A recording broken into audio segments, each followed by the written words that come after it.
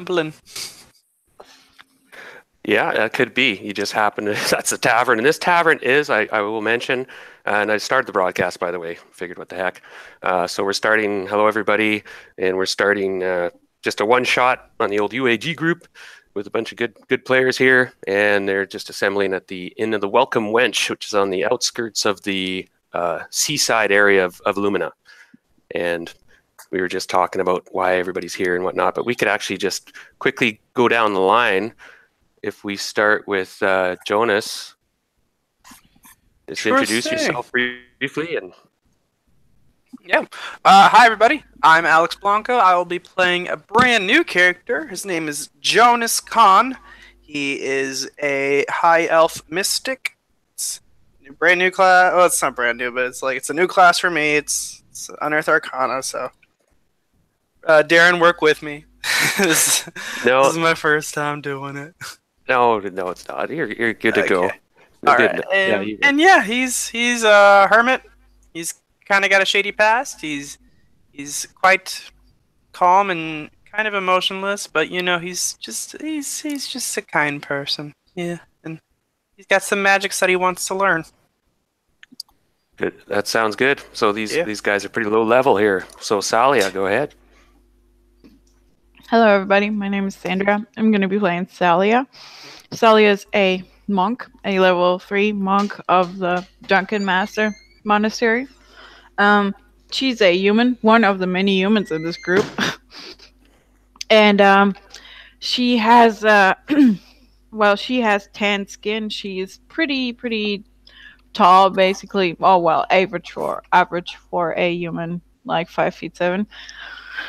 She has not black. She doesn't have black hair anymore. Her hair is mainly purple with like streaks of green and blue, and it's just braided back on one side. I don't know if you can see the picture, but that is about what it is. Her main weapon is a quarterstaff, and she's a sailor. She comes from the sea, and she just got proficient with brewer's tools, and she's sitting in the tavern showing off samples of her new created crafts. And she's invited Jane to come with her to the tavern to learn something new.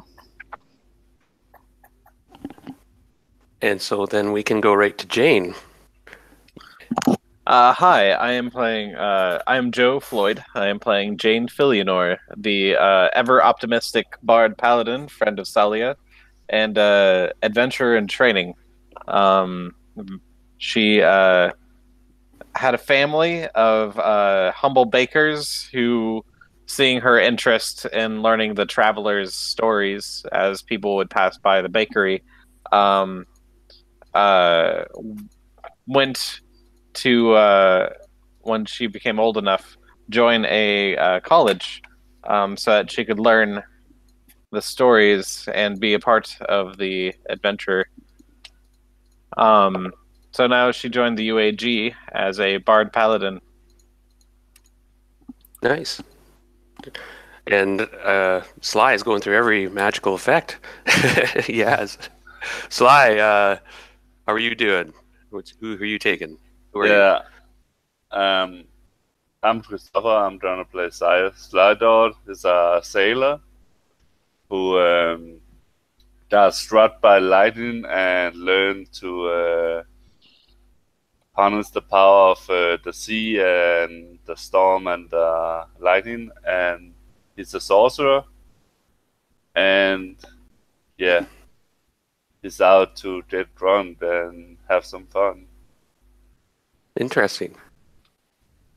And I think we missed one here. Lycos, did we? Yeah, I am Daryl. I'm playing Lycos CLTL. He's fairly new to Illumina.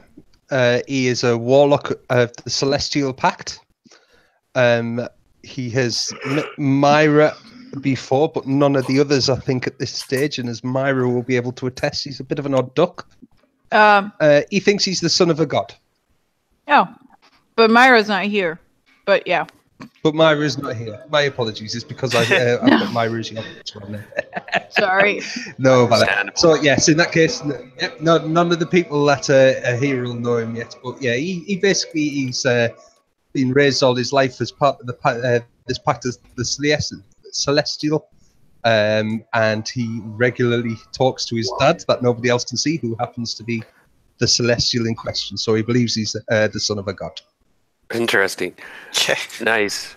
At least, even like a major Napoleon crisis or identity.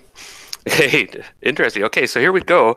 We met at the Inn of the Welcome Wench, which is like a seaside tavern, and it's a bit low end, a bit seedy-ish even, but it's nice and cheap and actually surprisingly safe.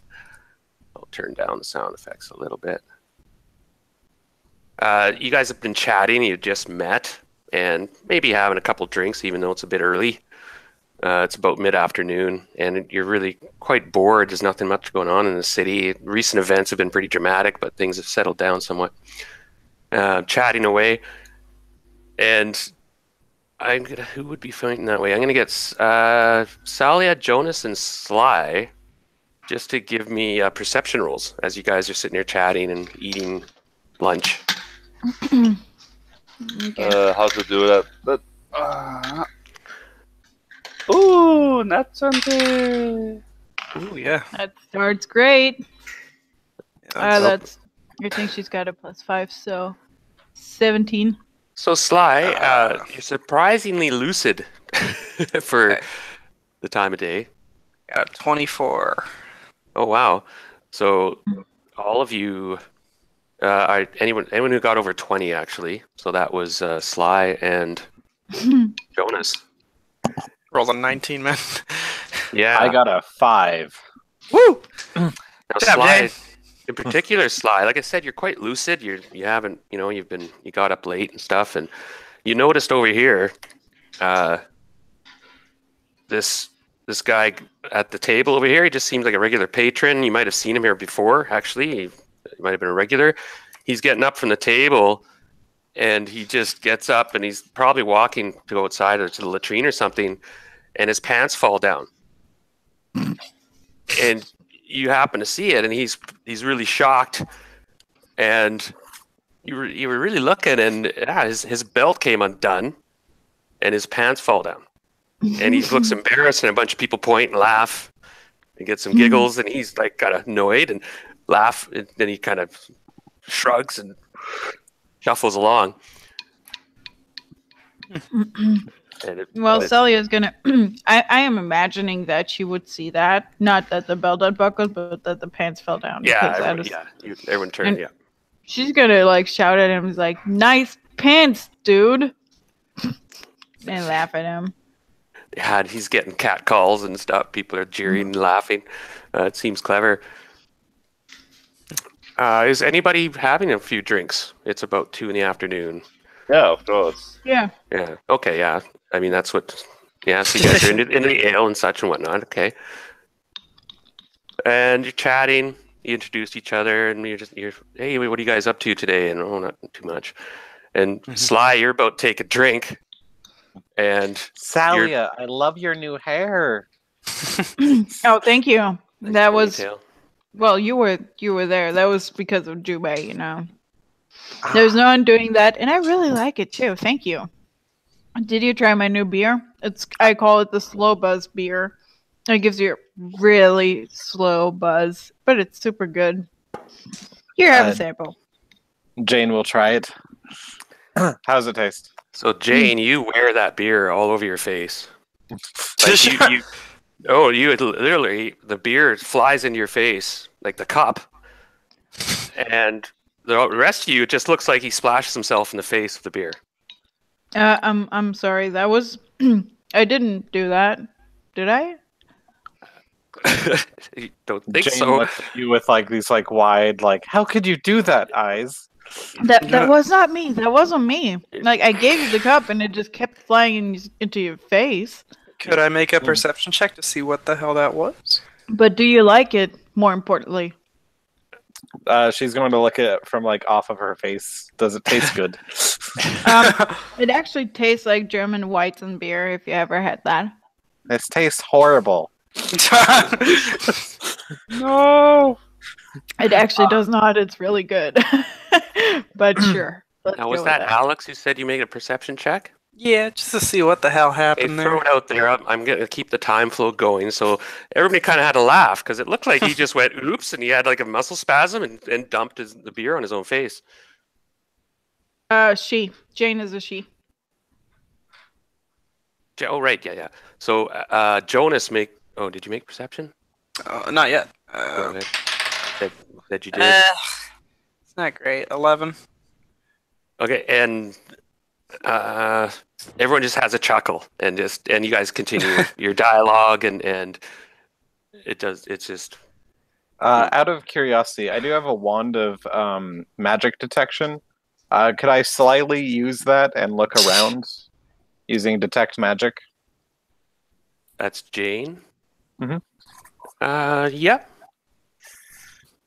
Do I see anything off? Any magical shimmers, illusions? Do I see? You'll have to make an arcane roll in this case. Bear with me. Will do happily. That is a 20 total. Okay, surprisingly, there's a patron who might even have like a dagger, that's sort of glowing. What's the range on that thing? It's either 30 or 60 feet. Okay, so something you notice weird aura, but it's not really magical, and it's coming from the mantle over here. And you're being a bit subtle, and you're kind of and you look up on the mantle, and then you see a bit of a disturbance. Can you roll a perception roll? Yeah. 16 on the die, plus nothing. 16. Okay. You don't. It's for a second. It's for a second there. You thought you saw like a little naked kid standing on the mantle. He was probably about 2 feet tall, maybe, if that, 15 inches. And he's a chubby little cherub, sort of looking naked kid with his back to you, kind of moonshining you. And he had little wings. And then all of a sudden, there's a puff of sparkles around him. And it's almost like, just some weird, nice, sparkly confetti came down around him, and he disappears. Sally, do you see that? Can I roll? Can you make that up to my passive? But my passive is really bad. Arcana, passive Arcana, or passive Perception? No, you can make a roll because everyone else is laughing and stuff, and Jane, you're kind of spitting out. Now, if it's Perception, I rolled a 16, so 21. Okay, you see two figures. Oops, sorry about that. There's poison coming from the walls. You guys, it's not a fireball. No. Attack that patron. He's evil. You see the sparkling just because you were a bit late when he nods and you follow his gaze right away, and you see two figures, and you see one figure made a motion like he threw something at the other figure, and then the sparkling effect happened and they disappeared. She will drop, like when Jane says that, she will drop like the glass, the sample glass that she was holding in one hand, and it splatters to the ground, and she's like, oh my, that is magic. And she's not really good at this, at magic, so that actually surprises her and stuns her every time. She's like, that is magic. I saw that. Do you know what that was exactly? Anyone else seen that? It kind of looked like a fat baby with wings, but that seems crazy. That's crazy, right? Did you share that, right, with everybody? Sounds really crazy. Yep. You all hear the gentle voice of Jonas just saying, well, I haven't known you all for very long, but you all seem to be quite an Exciting bunch, yes. I also must thank you for allowing me to sit at your table. This is quite possibly my first day here. Well, it's a pleasure to have you, Jonas. Jane will sort of like bump into the table and extend her hand out. Oh, hello. And just politely take it. No. Hi, Jane Filianor. This is Shalia, and over here is Sly, and I don't Hi. fully remember who you are. I'm sorry. I'm not at Salia. She kind of motions towards Lycos. You just hear Lycos. It's like, no, not yet, Dad. Shh, we'll join in. It's only polite. Shh. Well, sorry. This Sorry. is a person with father issues. Welcome to the table. Father issues. Well, you could say, and he nods. He points to the chair next to him, the empty chair next to him, and he says, "What can I say? He just bloody never shuts up. You think that a bloody Archon of Order would know when it's his turn to speak and when to stay quiet, like?" Have you considered meditating? I believe that meditation solves most problems in my life. Well, yeah, they taught me at the temple how to meditate. It's true. I do like meditating every now and again. But when I can bloody get some peace, he says, looking at the chair again. What is he pointing at? And she will like sit on this chair. I have absolutely no idea. Should I attack it? There's nothing here. I'm sitting on it. Magic. More magic. He's just stood next to you, man. These people just don't understand that. I wish you wouldn't do this in public. Do what? You're not Dad. I'm not talking to you. Oh. I'll whisper over to Jane. I'll just say, I don't know this man, but I fear for his well-being. I understand it. I'm kind of there right with you. And you allow this to happen? Has someone not considered psychiatric care? I got invited. This isn't my thing. So... Now this is. I'll have to interrupt real quick. Now that's Lycos, right? Who's has the is seen his patron, his warlock patron. Now Lycos. This is just for Lycos, by the way. Everyone else has to kind of tune out. You see two naked boys appear on either side of your head, hovering in the air, and their little wings are going like hummingbirds. And one of them's kind of pretty chubby, the other one's a bit more skinnier, and they come up front of the table and hover on either side of you, and they're looking at the table that you're talking to and stuff, and they're listening to the conversation and looking around, and they're talking to each other. Now, do you understand Fae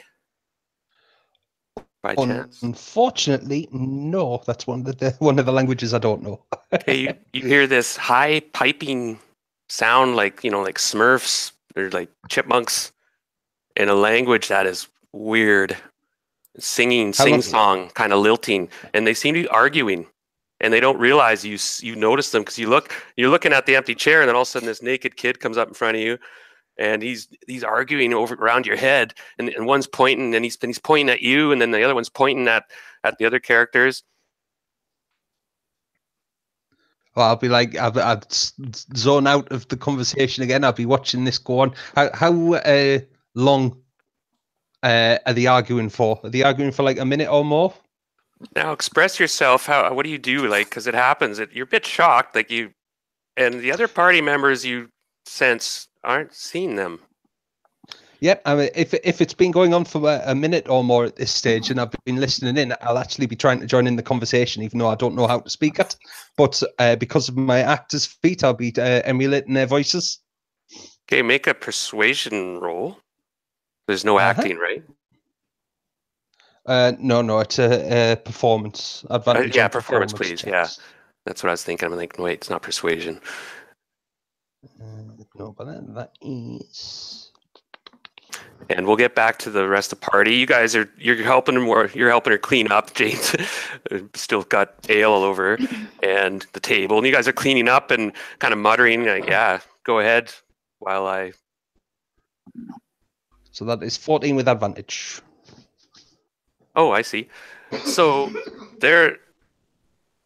Okay, I'll go to the rest of the party for a minute as you see a change, a subtle change. Like he is a bit strange. You realize this Lycos guy. You're not sure what his deal is, but he starts talking in a different voice, high pitched.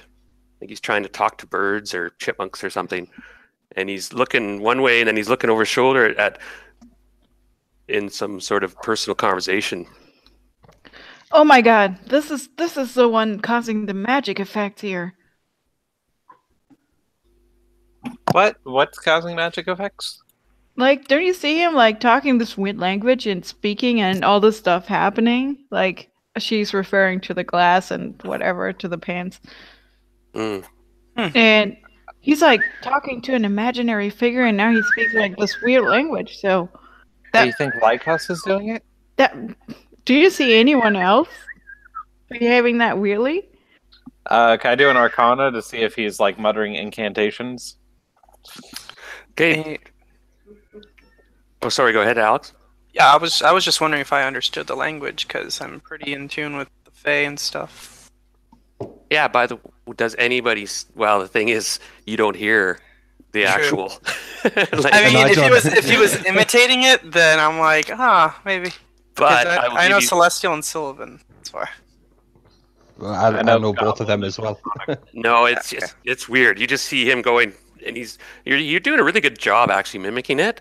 And so these two creatures, I made a roll for them, and they both are a bit surprised that you're talking to them, and they're a bit confused and shaking their head, and then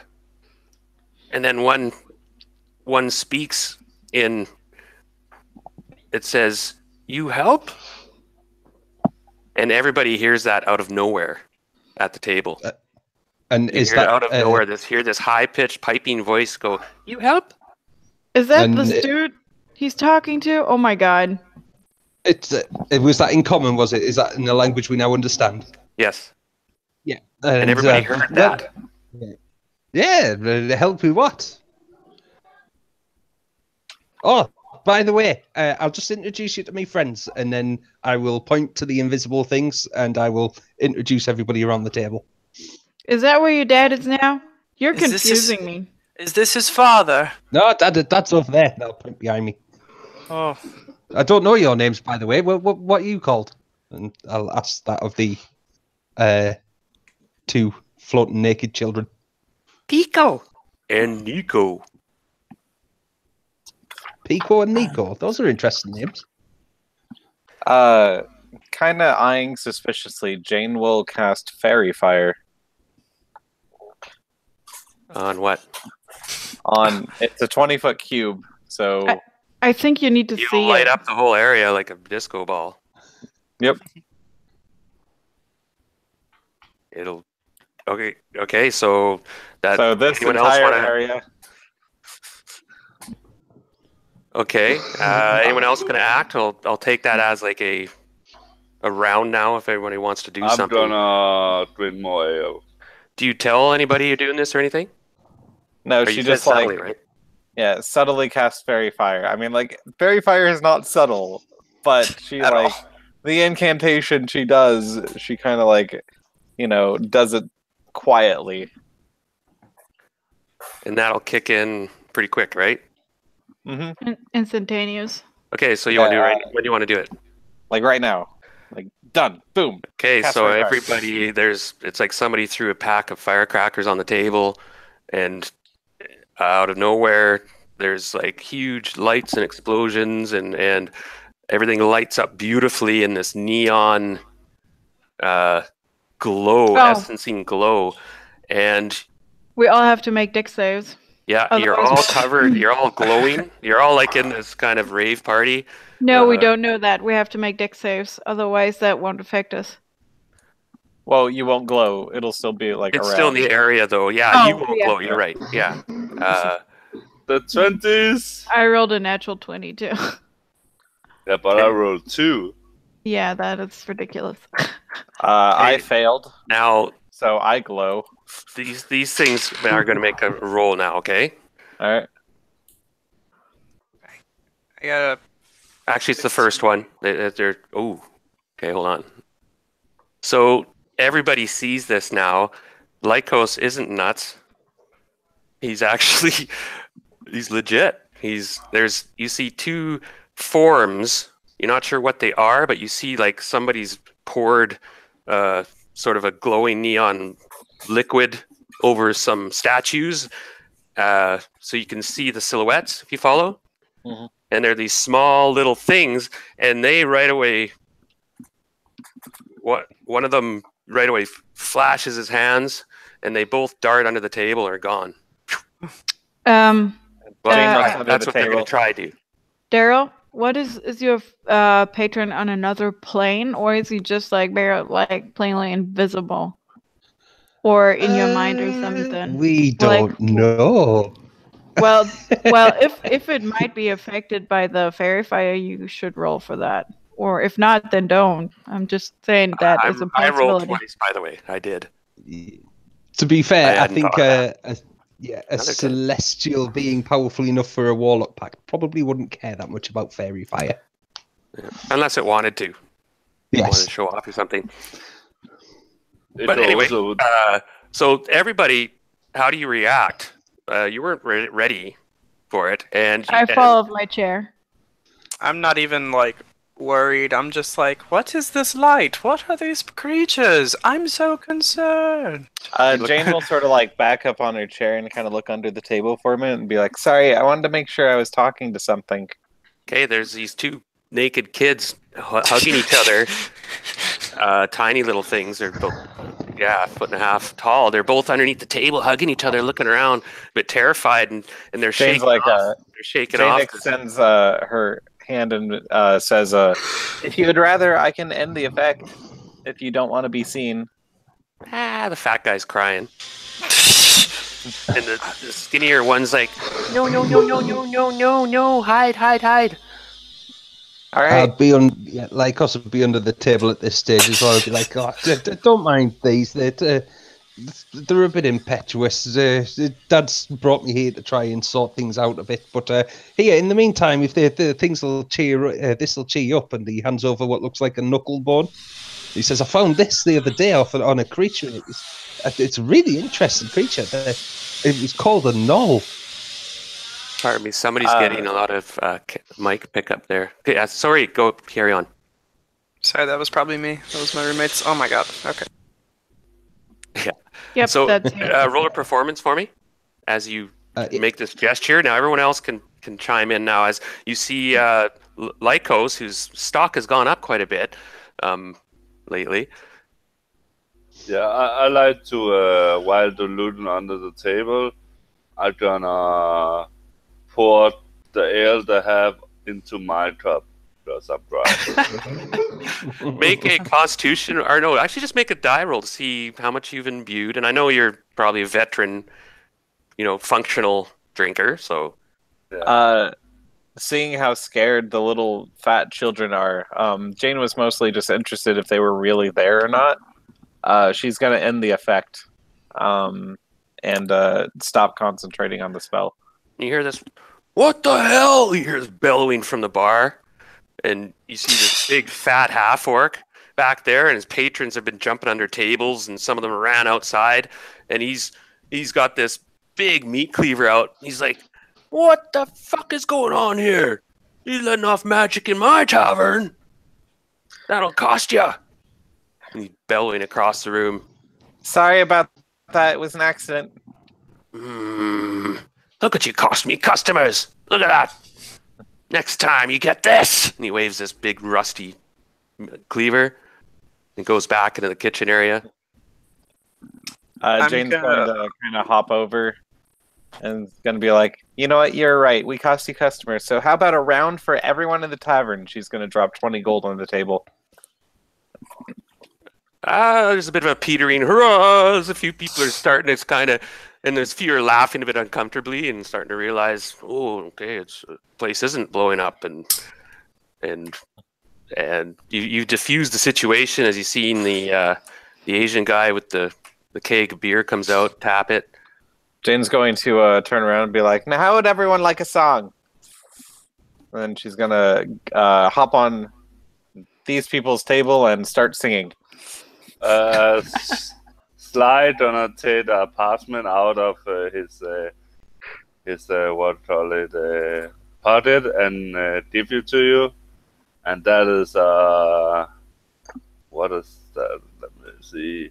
That is a lucky charm, a fragment of a really beautiful song with notes and stuff. 2 pieces. So Jane, what? Okay. Yeah, to Jane to sing for me. So Jane, Yeah. you guys regale the crowd with a great roll, and people start to settle down and get comfortable, and then the rounds are distributed.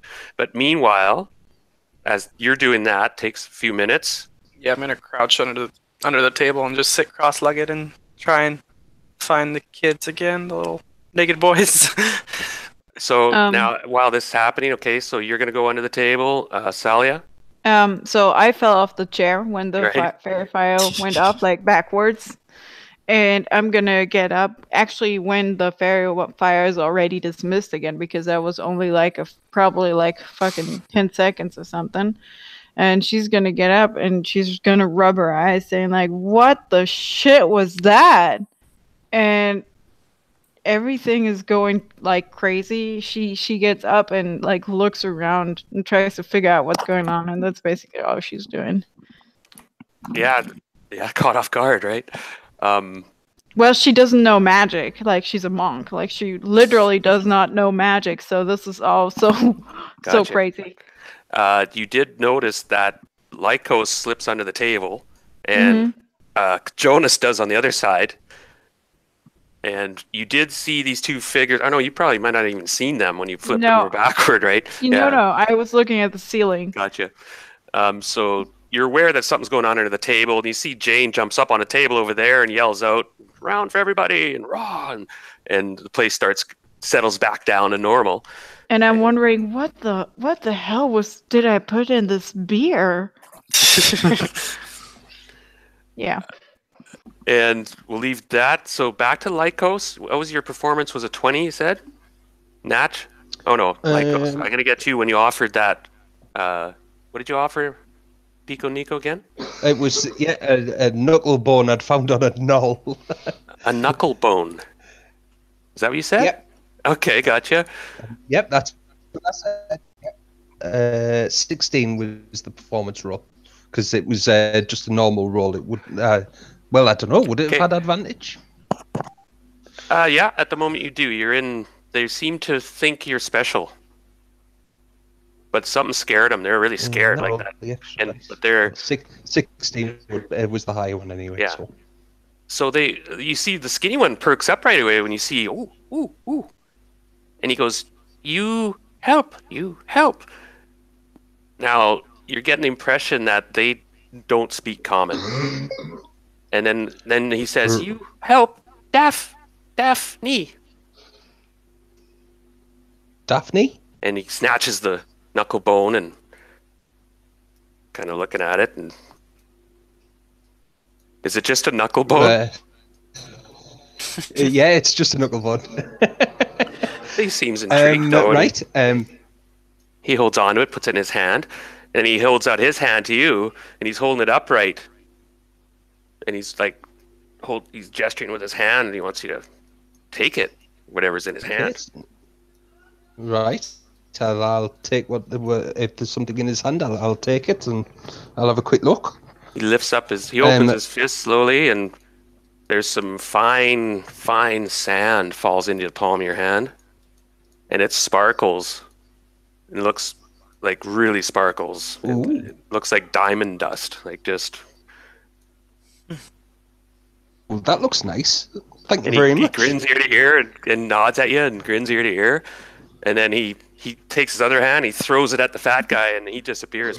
Like you see the dust hit him, and the fat guy kind of looks annoyed for a second. Hey, and he disappears, and then you see something come out of nowhere as dust hits the skinny guy, and he disappears. And then you hear them talking again. They're arguing. Right. Being that they don't seem to speak common very well, and I don't speak Fae, I will probably at this stage start cycling through the languages I do know to see if we can find a common one. I would start with Celestial. Okay, you're talking away. Now we'll go to Jonas a minute. You slipped onto the table and you were real quiet, and you observed these two sitting there against the main pillar area and hiding low, and then the lights disappeared, and you see Lycos is on his knees there alone, and they did this little exchange where Lycos got this little palm full of fine dust. Oh. Did I hear them say the name Daphne? Yes. They spoke that in common. You hear them when they speak common. I'll just ask them, where is Daphne? Can you take us to her? And you hear pipe out of nowhere. They're invisible again, by the way, so you hear out of nowhere, Daphne, help! And then you hear there's a tug on your hair. Oh. Like Lycos. Like one of them. Now Lycos can still see them for some reason, but Jonas, you can't. Oh no, sorry, Right. Lycos can't either. They just recharged. But Lycos, yeah, actually, you can see them, Lycos, and they're a bit Right. puzzled by that. But Jonas, you can't. But you see Lycos. They come up to you and they tug on your hair. Help Daphne, help Daphne. They want you to go with them. Right. Did they understand anything I said when I tried to talk to them in Celestial? Or No. Let me double check, but I'm pretty sure they're. I'm just looking them up real quick again. Oh, hold on. Do you speak Sylvan? I do. Yes. I do as well. Okay, so you say something in Sylvan, and they respond, but it's a very archaic, very heavily accented Sylvan, if you follow, an ancient form of it. Right. Well, it's still probably going to be better than trying this stunted common, so Yes. I will switch over to Sylvan, and I will ask. Did you say you want us to help someone called Daphne? Who's Daphne? They nod. Daphne, our friend. She needs our help. She doesn't need our help. She better talk to you. She's better. We have to leave this place. We must go now, though. It's very hurry. We must go now. Okay, I will just hold up a finger just to say, right, just bear with me 1 second. Then I'm going to turn behind me and I'm going to say, what do you think, Dad? It sounds like something we should sort out, don't you think? The others? Yeah, okay. I'll get the others as well, I suppose. And then I will turn back to them and I'll say, yeah, we'll get the others. We'll go and see this Daphne. They beam again. They're grinning. They're chuckling and talking excitingly in their own language. Quickly. And then they're pulling on your hair. They actually physically want to take you out of the tavern. And Yeah, they I'll want to shout go to like the now. others. They're like, yes, we go now then. We go now. Time. Jane Right? will Yeah, go with them. Is everybody on a board, I imagine? Oh, should I accidentally deleted my character? oh, there's always one. You're permanent death. Permadead from the babies. How'd you do that? I accidentally drew a line, and I wanted to erase the line, but I hit my Hit character. Control Z. It might be too late if you've done stuff. Hit Control Z a couple times. Too late. Okay, gotcha. I can actually fix that pretty fast. I am sorry. What's going on? There's lots of lines on the screen all of a sudden. I was just fucking around. Okay, hold on a minute. I'll have to.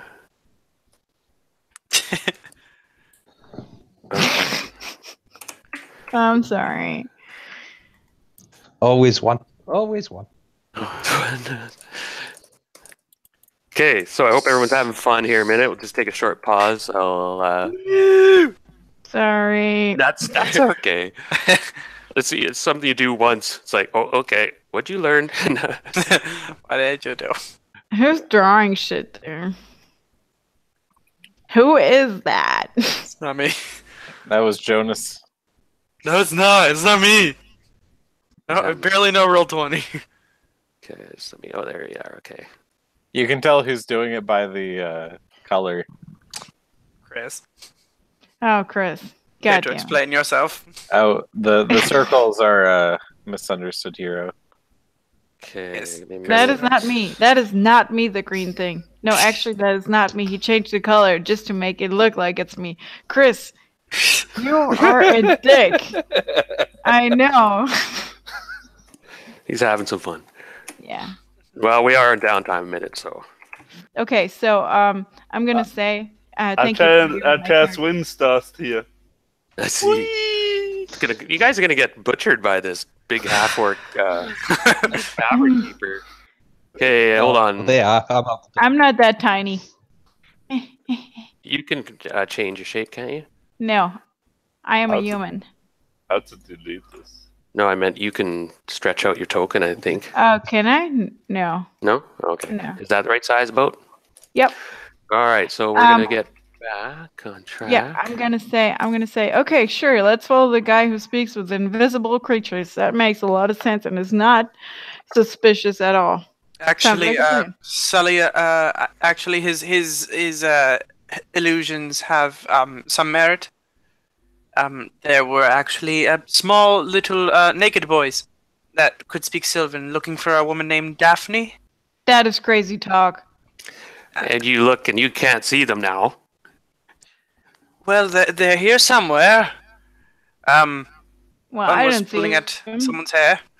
I don't trust anything that doesn't appear before my eyes, and so far nothing has happened before my eyes except for this guy having his hair pulled up and talking to invisible creatures. So you don't trust the wind? You don't believe in the wind? I know it's there because it gently strokes my cheeks outside when I'm sailing. But can you see it? Yeah, you can actually see wind when it's blowing around leaves. No, Okay. you see the leaves being blown. You do not see the wind. There's a rather painful tug on your hair, Lycos. And everyone sees his head jerk a little bit. He's like, Right, well, I made a promise. I said I'd bring you as well. My dad said I should. I've told you what's happening, and with that, I'll get up and let them pull me out. and everybody's like, I guess it's an adventure. I need to drink more. Yeah, I need more drink. One for the road. Yeah. All right, so I'll assume that he starts going toward the main entrance and stumbles once in a while as if he's being prodded. And I'll just assume you guys can follow him. We don't have to move. We're going to change maps here in a bit. Okay. Anyway, so they take him. They lead him outside the tavern, and you're now on the kind of front wharf area of the city, where the large river goes by, and it's busy and active, and it's bustling afternoon. And they lead him straight toward a bit deeper into the city, away from the water, the seaside. And there's up on your right, there's an area, it's a small, there's like 4 trees in a row, and one of them's an oak. And so we're outside the tavern now. And you're led directly up to this old oak tree. It doesn't look particularly healthy. It's really old. Half the branches are dead. It's really quite large, though. It's probably 6 feet round or whatever.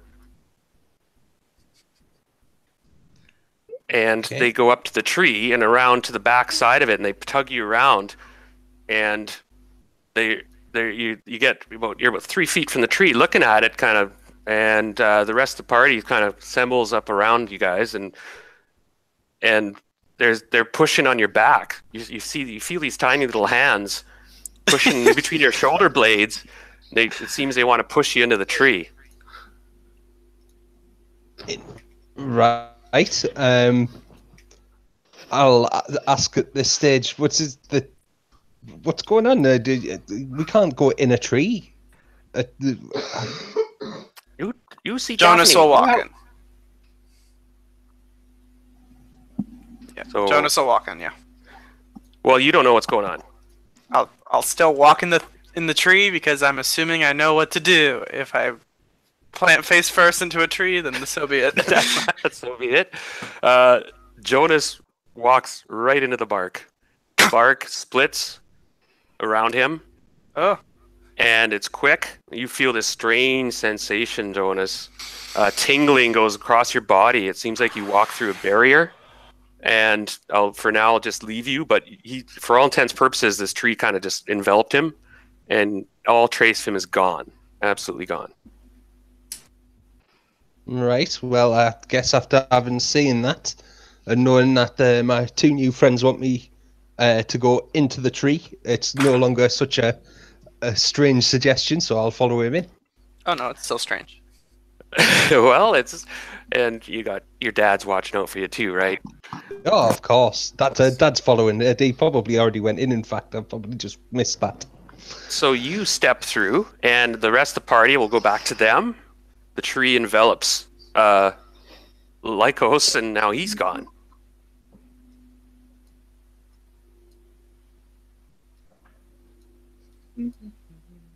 Anyone, you're all watching this, and I imagine Salia is now seen it all, as far as she knows. So they literally walked into a tree. They did. And the tree ate them? Or, that's a bad choice of words. It enveloped them. I'm going to poke the tree with tree my ate them. quarterstaff. Doink. I hit it? Poke it, you said? Yeah, poke it. It's solid. Dunk, dunk, dunk. I'll put one hand on the tree. Like as if you were touching a wall, you know? Your hand goes into the tree. I pull it back. Oh my god, I will never get used to this kind of magic. And you felt the tug. You felt like a pull, like you could have easily just, yeah. I'll have one quick drink. Like I'm pretty sure I took one to go. I'll chug that, and I'm like, all right, here we go. And she'll throw the glass on the ground where it shatters, and she like runs into the tree with her eyes closed. Okay, I'm gonna give you inspiration. Thank you for playing that like in such flair.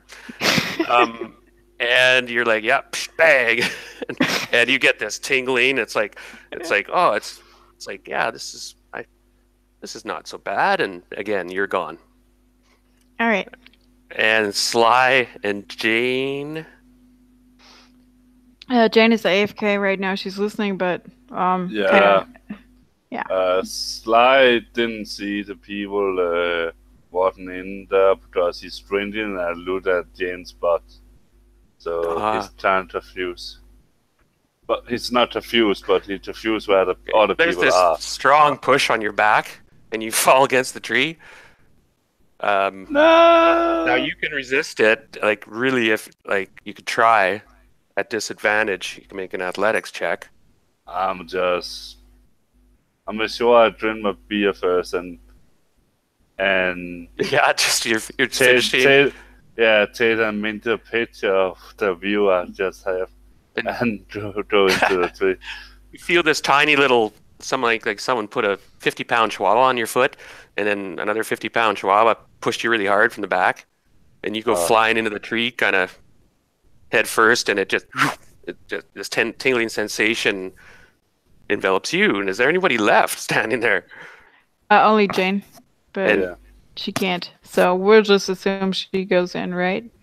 Yeah, we'll have to do that.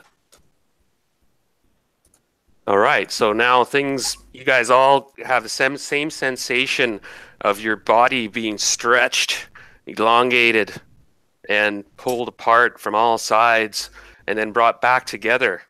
And you feel yourself sort of adjust back to normality, so to speak, and you start to feel your limbs and your body and your brain, your thoughts start to get coherent again as you stumble out of a tree.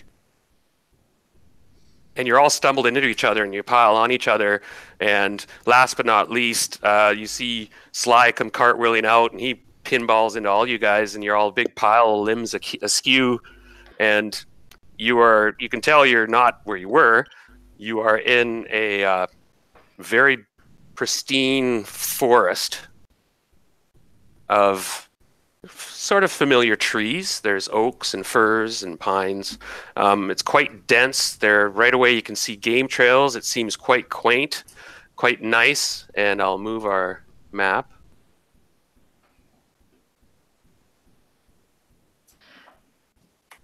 Baron, I rolled a deck save too, like at disadvantage, to not fall on my face, and they were both 23. So. Oh, nice. Because I went in with eyes closed, and I ran too, so I would figure I would catch myself before I fall, like to not fall. One moment. No, good. Yeah. Well done. FYI. Yeah. Move you guys. So you guys are right here. Ooh. I have no name. Oh, I can fix that. Nice. I'm nameless. Now, can everyone see? Yep. Yeah. Okay. What? Just give me 1 minute. I have to customize a couple things here. Nameless Sly. Why did that happen? Oh, okay. I'll fix that.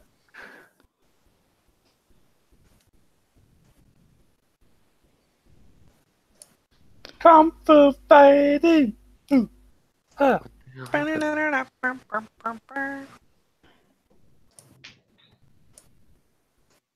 All right, I have to restart roll 20. Sorry, everybody. I don't see any characters. Like, sometimes it gets overwhelmed. I got so many things running, live streaming and everything. I'm like, oh. Oh, There we go. There we are. Whew. Scared me there a minute. is Joe doing the screen sharing? No. Oh yeah, anyone want to screen share? Maybe. If you're listening, would you mind screen sharing so people can see the map? That would be great. Just shouting out here. No, Okay. I don't think he's here right now. I can screen share for a minute.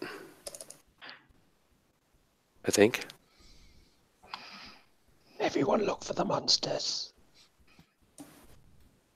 Okay, for now, yeah. I'll just give you so you guys came out of this tree, and you're the only one, Sandra, who the monk had the wherewithal to keep your feet, and you come upright and stand up and look around, and of course you see a few ruins, and it seems like almost a very quaint, nostalgic sort of park that grew up around some ancient ruins of some used to be. You can recognize some beautiful architecture in even the ruins that exist. Right, you can see over here. There's some stuff, and oh wait, I have to grab Pico Nico a minute, so I'm going to stop that for a moment. So everybody can take this in and decide what you want to do, or just wait and see. I would like to make a survival check to see where we are, if that is like any natural plane, or if that is unnatural magical something. Like as in see traces on the ground, or if I actually recognize that as real environment. I'm going to be assisting with that. Okay, go ahead. Make a roll then. Okay, so that's going to be a 23, and with assistance, a 24. You see the sun in the sky, you smell atmosphere, you take in all these factors. You don't sense like that there's illusion at the moment. The place just is very natural, like very peaceful. Everyone's like, you can hear the crickets chirping and birds and such. There's nice smells of pollen and blossoms in the air. And Pico Nico come out of the tree, flying, and everyone can see them at the moment. Oh, no, sorry, only Lycos can see them. And they go to Lycos. This is a very nice place. Is this where you come from? Is this where you live? And they're nodding. Yeah. Mm-hmm. And is this where this Daphne lives? Yes. And that way. they both point in this direction. And I'm not sure how far you guys can see, actually. We can see everything. Oh, yeah, okay. So do you see where there's a bit of a rise, a bit of a hillock, and on the top there's a few circular sort of ruins of what might have been a tower or something at one point. And inside the tower is this beautiful tree, like you've never seen before. Can you see it? Yep. It's like it's got every blossom, every color in the rainbow, and then beyond, and it just looks super beautiful and vibrant. And they're both beaming and pointing. Daphne! Jonas will start heading forward. You didn't hear that. Well, no, I understand, Sylvan. Oh yeah, they were speaking Sylvan. Okay, sorry. My bad. It's cool. So you guys, we're not in sequence or anything. We can all just move that direction. I can move us if you want, unless you guys want to explore a bit. But it doesn't seem like there's anything else standing out. That hillock seems to be an important place, and the trees does stand out. There's no other trees like it that you see. Okay, hold on. Now everyone freeze. Oh, freezing. And we have to roll Initiative. Fuck! Thanks, Chris. I thought this was a safe place. You went over to the grumpy tree, I'm afraid. Yep, you did. 1 moment. Oh, yeah. Why it's my fault? I'm You just were gonna- right beside me. Just give me 1 second. You have to punch in your numbers because I have to reset the turn order. Yep. Just bear with me. Okay, it should be good now. Do you guys know how to add yourself to the turn order? You highlight your token, and I can do it for you. If you don't know how, I can actually. Give me a second. Yeah, just put me in there once, and then I can. Reason I'm not allowed to select my token. Okay, I might have accidentally when I caught. Oh, I know why. This is a copy of your character, so. Lycos. Oh no, wait a minute. You should be able. You could. Lycos. You should be good to go. Right here, you can't highlight your token right now. That again. Okay, it's let me into this. There, yes, I think I am now. You should be able to move your token. Right? Sure. And Jane's just following up. I'm going to say, I'm not sure where I Joe. know why. Is it on my end or your end? And That was on pan view instead of select view. oh, right. So you hear Pico Nico speaking agitated, and they're tapping you because you're the only one who can see them, and they're pointing at your friends who walked over, and they're like looking a bit scared, but it's too late. Sly and Salia went over there. And they're like, no, grumpy tree. But anyway, I'm going to roll initiative for now.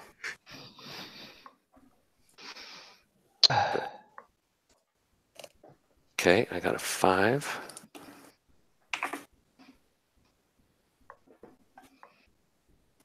Lycos as a 1616. If you want to add him. Oh, okay.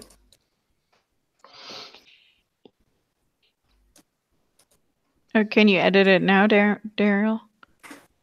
Oh, there goes. Okay. So, Salia, you right away see that this particular tree, it intrigued you. It looked kind of interesting because it looked kind of dead. And it had, it had weird mosses all over it. And it had these long kind of creepers hanging down from it. And the creepers right away flash at you. And they're going to want to apparently perhaps attack, grab, you're not sure. Okay. I'm going to attack it with my quarterstaff. Like the vines or whatever attacks me, I'll just hit it before it can attack me, kind of deal, because I'm going to disengage after that. Right. Natural 20. Oh my For god, my what are hit? your rolls today? I don't know. No, it's great. Everything that I fucked up yesterday. Wow. So you actually knock all these tendrils back that were coming at you. There was actually 4 coming at the 2 of you, 2 each sort of thing, and you just smacked them aside. And you I actually, rolled max damage too. That's like 19 bludgeoning. yeah, and they definitely you snap them off, break them, destroy them. You guess you hit them so violently, and you actually have a chance. You could back off or keep attacking. I would as a bonus action like to make a nature check or any kind of check to see if that is actually either defeatable or worth fighting. Okay, it's a big What- tree. What should I roll? Nature? Yeah, nature. Yeah, that's not good. 9. I have a -1. Well, I mean, I made it a real easy roll. This is a big friggin' tree, and unless you have like 4 guys with large axes, and Yeah. like, Okay.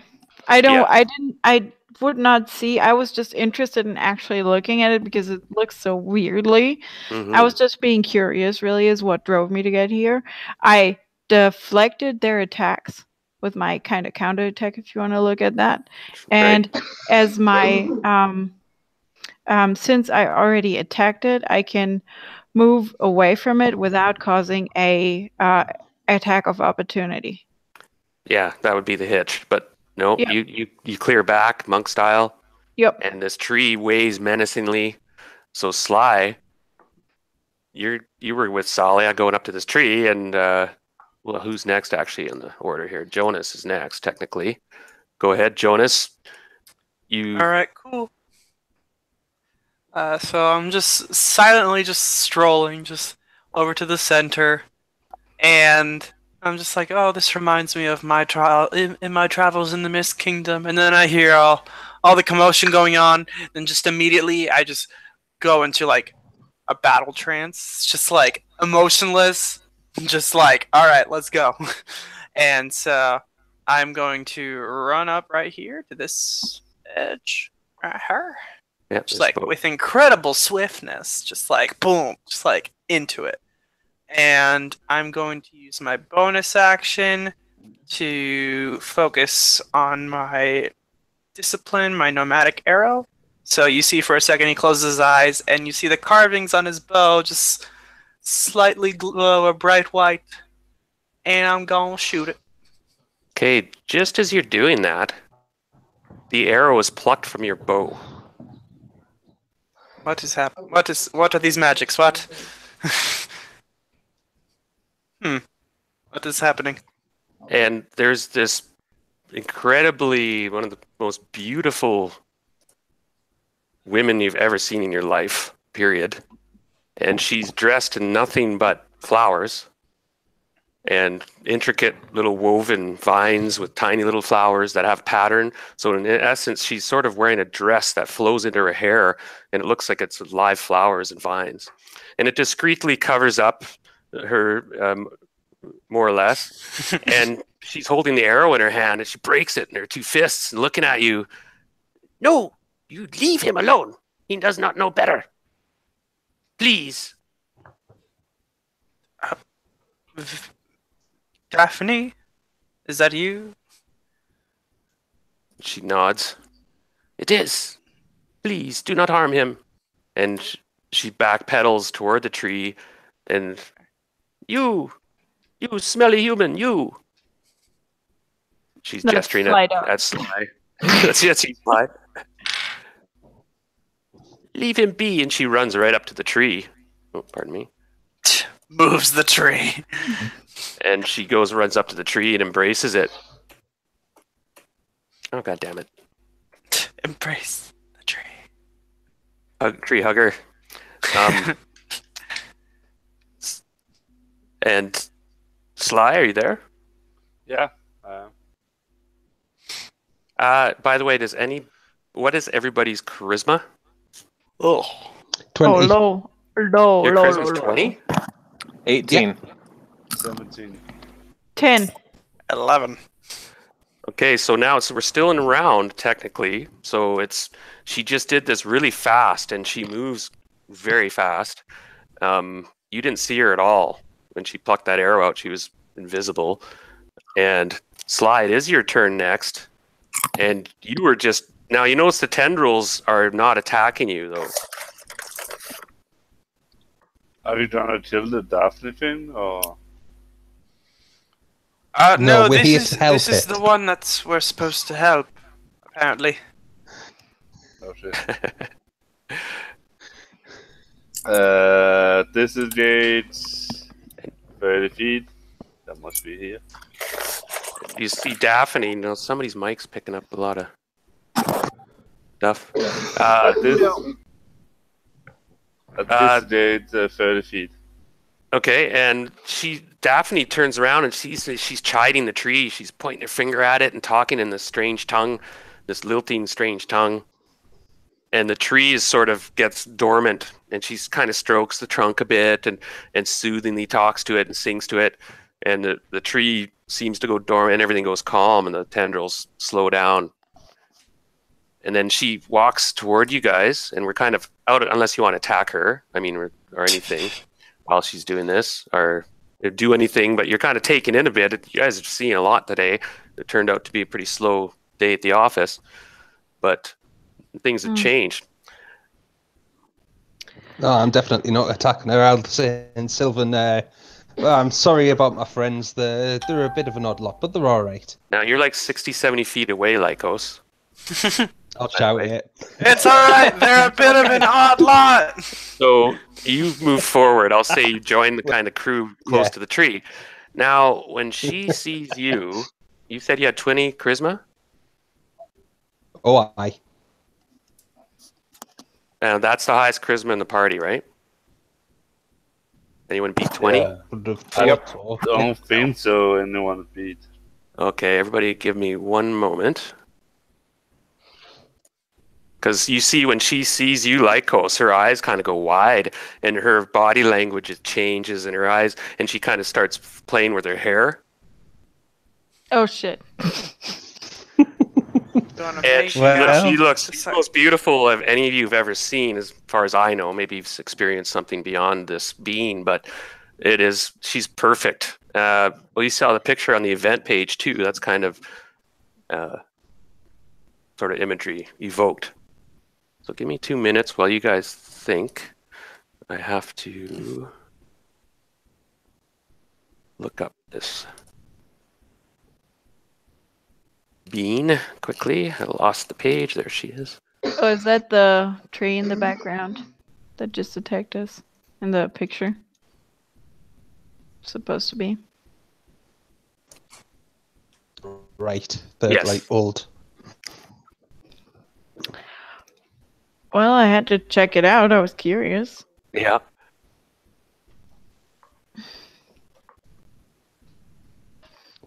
I don't know. And you call me all sorts of names because I've taught Dad and Nico and Pico. Sorry. And Pico and Nico don't seem they're flying around the big tree, kind of laughing at it. And she's like, "Pico, Nico, stop that at once. Leave him alone." And then she goes, "Where were we?" And she goes back and she sidles up to you and ignores everybody else, sort of. Could you make me a con save? All of us? A con save. No, just Lycos. Okay. Uh-oh. You Oh, done it, She's not doing anything malicious. She's being just very nice, actually, apparently. And so Lycos, she's very alluring and so charming.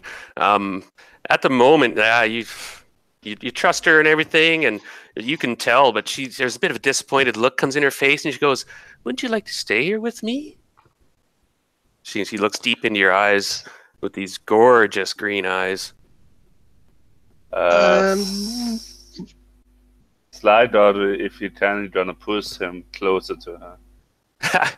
Oh, he's like, Yeah. I know this is a bit out of character, but Chris, what is your obsession with my characters having sex? he's a sly dog. Yeah. So she's right? right up close. She's right up close, and now you realize that one of her hands is kind of on your shoulder, and the other one's on your chest, and she's like, "We could have so much fun here, forever. You and I. You're so handsome." Well, thank you. Anyone you're who's not next too to bad Jane yourself. sees that she's like stowed her sword and she took out like a journal and is writing in it, like just kind of looking at the encounter. And Lycos, you're still in control. It's tempting, dude. So tempting, but you keep control yourself. I say go for it. She's hot. Yeah. I rolled a charisma save for myself, and I think she's pretty damn hot. Oh yeah, everybody thinks she is. Yeah. She is. I mean, I gonna begin to chant. Let's roll Do it, for fun. do it. And all of a sudden, the moment's broken. And all of a sudden, everyone kind of shakes their head a little bit. And Lycos, yourself, you tear your gaze away from her gaze, and because she looked away sharply, her head, and she's looking toward the beautiful tree. Suddenly, and there's a serious look on her face, and she kind of sort of pushes a little ways away from you, with one hand sort of lingers, but of course, Gregarius. I forget. I will talk to you later. She goes, please, Tico Nico brought you here, right? Would you help us? Please, we need your help. Gregarius has been taken from me. Who's Gregarius? And she gives Lycos a sly kind of look, a bit. So, she is my friend, my special friend. Your special friend, right? Okay. We're here to help. Dad thinks it would be a good idea to help. He seems quite enamored with the place. There's quite an order to it, apart from that nasty tree over there. I think you should have more words with him. But where did this Gregarius go?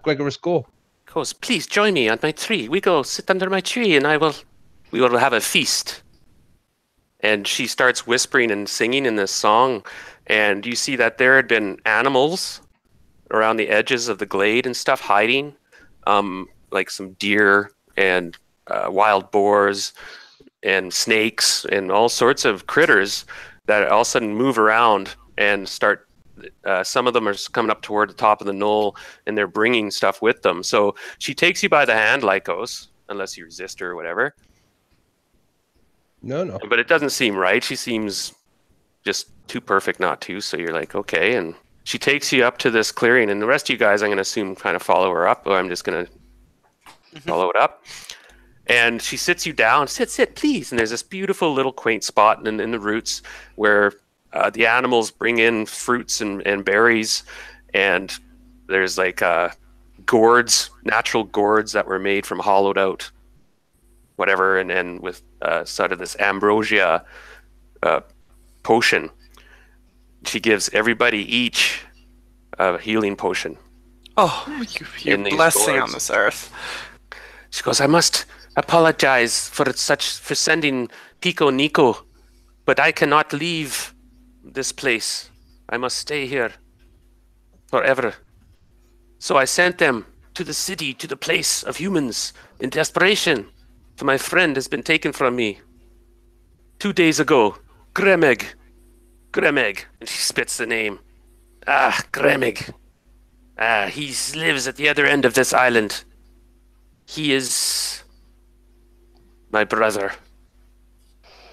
But he has pushed it. He's gone too far this time. I really hope. Sorry. He has taken Gregarius. And I fear the worst, but I hope he still yet lives. I really hope your brother is as beautiful as you are. And as a troubled look comes over her face, I'm afraid not. God damn it. It is not like this. For he is of the troll kind. Oh, of course it's trolls. Fucking trolls. Nonetheless, we shall save Gregarius. Do you know Yes. where he is? Yes, it's about Pico Nico can guide you there. It is north of this location by about half a day's journey. And are you comfortable with us confronting your brother? I'm afraid that he is beyond hope. I have not spoken with him for decades, and he has done some vile things. He has been sneaking into the local villages and such, and doing horrible things, stealing babies, and I'm afraid eating them. Oh well. Justice for him may be death. Yes, such evil such as him must be stopped. So you're saying we should kill your brother? I do not wish it, but if that comes to that, to save Gregarius, so be it. My brother has much to pay for, and I don't know, perhaps you are the judges this time, and he has got his case. In my eyes, he is guilty. Okay, this is officially the craziest day in my entire life. Like a troll eating babies, brother of a super beautiful woman going through the street. I can't take this. She has I'm to sit just down. gonna- She yeah, sits we down. Just She's came like, back from a Jubei adventure, though. huh? Yeah, but that was a Jubei adventure. Like, that's different. This is like the real world, you know? That's not manipulated by Jubei. Jubei's meant to be fucked up. Yeah. You're Yeah, not just supposed gonna- to understand. That's the point. If you end up leaving understanding everything, you did something wrong. And this Yeah. is, and out of game, like this was meant to be a pure D&D game with some really cool classes and interactions. So I hope you're having fun. I'm interested to see how you guys handle this. So far so good. Anyway, so Lycos, you're sitting beside Daphne, and you're all kind of sitting in a circle, and these animals shyly serve you guys, bring food to you and such. Birds are fluttering down and bringing down morsels and berries. It's really weird, but exciting and interesting experience. Now, by the way, Lycos, what did you do with that handful of powder? I have it in my pocket.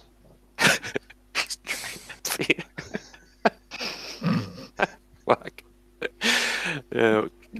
So you, okay, and Oh god. so you got it in your pocket, right? Anyone want to screen share this? Isn't Joe? Yeah, Joe is. Oh yeah. So anyway, where was I? Oh yeah, so you have it. Sorry. So Nico says you gave him a gift. Is this correct? Yeah, I found this interesting thing. It was a knuckle bone, I think, and I found it when I run into these quite interesting creatures. They weren't very polite, like, but they were quite interesting. My friend said they were called gnolls. Interesting. Well, that's what it is. And you see Nico and Pico appear behind her, and she hands back the knuckle bone. She had it somehow discreetly. Right? They can Well, keep it if they want. you must have made a friend because Nico gave you some pixie dust. All right, is that what that stuff was? It acts as a dust of disappearance. Ooh. And you have one dose of it, right? Ooh. Well, Nico and thank you Nico very are much. pestering Sly Dog. They're flying around him, and he's swatting. I don't know how you handle that. Where'd he I go? take my club out and try to smash him. Oh, they playfully just go out of range. They're just like, Okay. you're swinging do at it. them, but they're staying out of range, just like kind of laughing, and they're throwing acorns at you. Doink, doink. Oh! And then your belt comes undone, and your pants fall down. And I don't fall into the Daphne. Oh, look, No. I'm falling.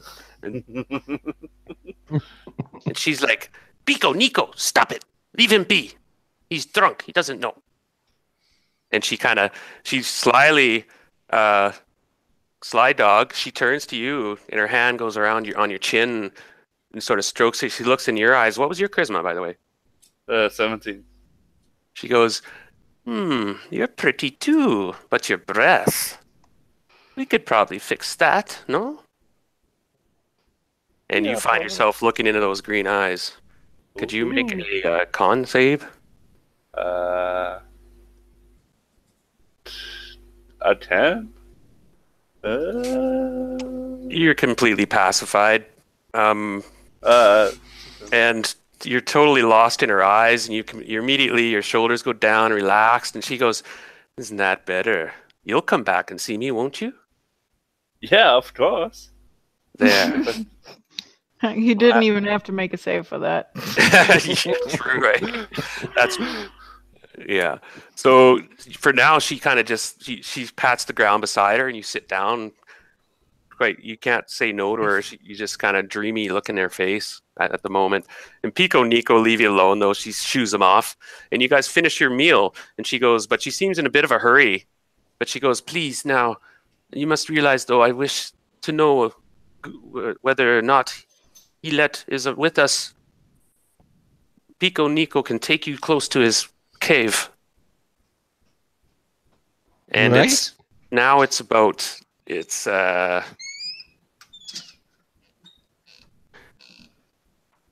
Hold on, it's getting nighttime. So if you guys, she goes, it is up to you. If you wish, you can stay here. I don't want to stay here. No, she goes, sorry, I got that right wrong. She goes, you must leave immediately, please, and come back, you'll have rewards. Yeah, we'll go. Well, we'll head out What? and we'll sort this out. What kind of reward? And he gonna win. You'll get your reward. Yeah! I'm gonna run as fast as I can away. To the crest. Probably in the wrong direction, knowing Sly Dog. Yeah, probably. Oh, shit. Oh my. What is that? Nico! Oh my god. Oh my god. A spear of doom. One moment, I tried to grab him and I stretched him out. Okay, He I'm was just getting like the party 30. together. As Now- we're walking, I'm gonna just walk over to Jane and I'm just going to say, I failed to mention this earlier, but you are quite the performer. I was quite impressed to see your talents at the tavern. Oh, thank you. I grew up on a lot of stories, so I've always enjoyed telling of them. Really, Yeah, that was a great song. absolutely. I was quite impressed. I was wondering if you could possibly teach me one day. It seems something interesting, and I'm a quick learner. It wouldn't be too much of a hassle if you don't mind. Oh, it's not a problem at all. Jane reaches into her bag and pulls out a pan flute. Here, I'll teach you the basic chords. And as we're walking, just learn it. You see, he's incredibly fast at learning things. And Pico Nico pull out pipes. Like playing pipes. And play along. And they're very talented. Wasn't this just a lovely party that we have gathered here today? I'm quite blessed to be here. Salia, you should invite me on more bar runs. This was really fun. Yeah, you're welcome. I can give out drinks if anyone is thirsty on the way. Sure, Yeah. I'll have your terrible alcohol. It's not terrible. I can give you another craft. It's like what a brewer's tool. What brewer's tools would that actually also go into wine? I don't know. Do you Nah, I brew don't wine? know. That's- I don't think so. No, that's you quite don't brew. Yeah, it's quite different. Wine Yeah, is I know, a but there's- whole different process. I know. No, my question, because there's no equivalent in D&D for wine, you know? I mean, how do they produce it? There's only like brewer's tools, isn't there? Brewer's Brewer, supplies. you should probably say this wine tools you have instead of beer you want. Or you want an ale or moonshine or whatever. I just Well, think I'll just make ale. I'll just give her like a regular ale. How does that sound? Sounds good. This And- is great. Well, Great. yeah. Jonas pulls out a teacup and says, I would like to possibly Uh, try. Salia's Sly- gonna... Sorry.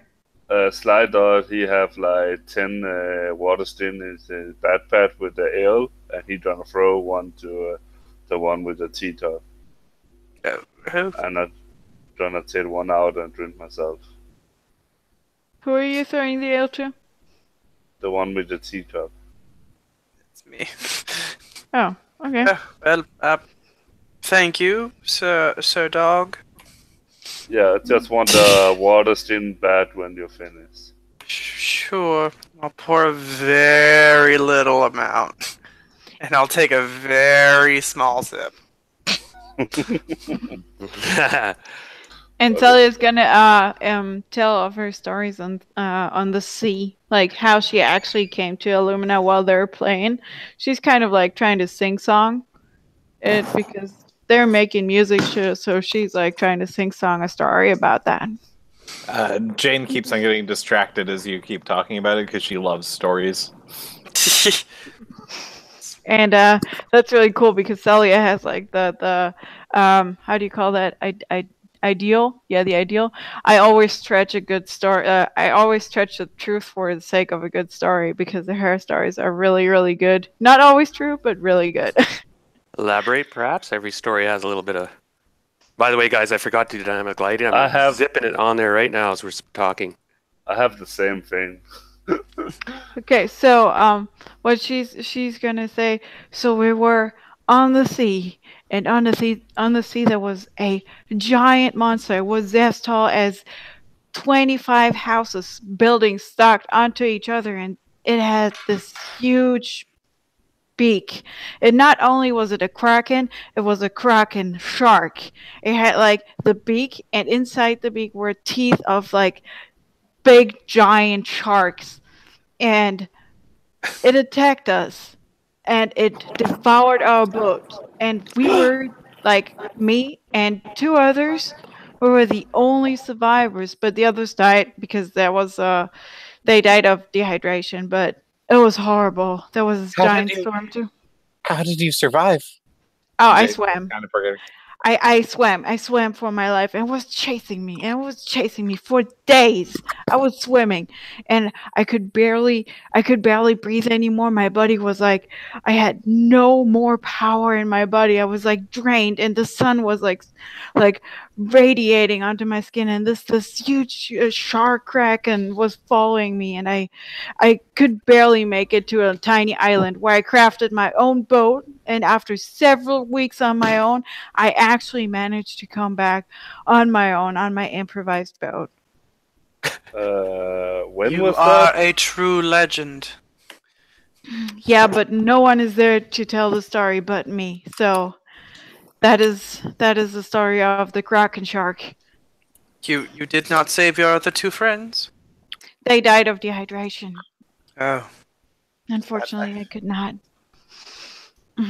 I am the only survivor. Wow. That's What so was the sad. name of the ship? The name of the ship was the Unsullied. Jonas phrases. Did you work at the ship? On the ship. Yeah, I kind of worked at the ship. Yes, I volunteered to work at the ship, and they paid me a lot of money. Very much money. Okay. Same time we was working together on our ship? Oh no, that was like 2 years ago or something, or like a year ago. It was horrible. It was really, really horrible.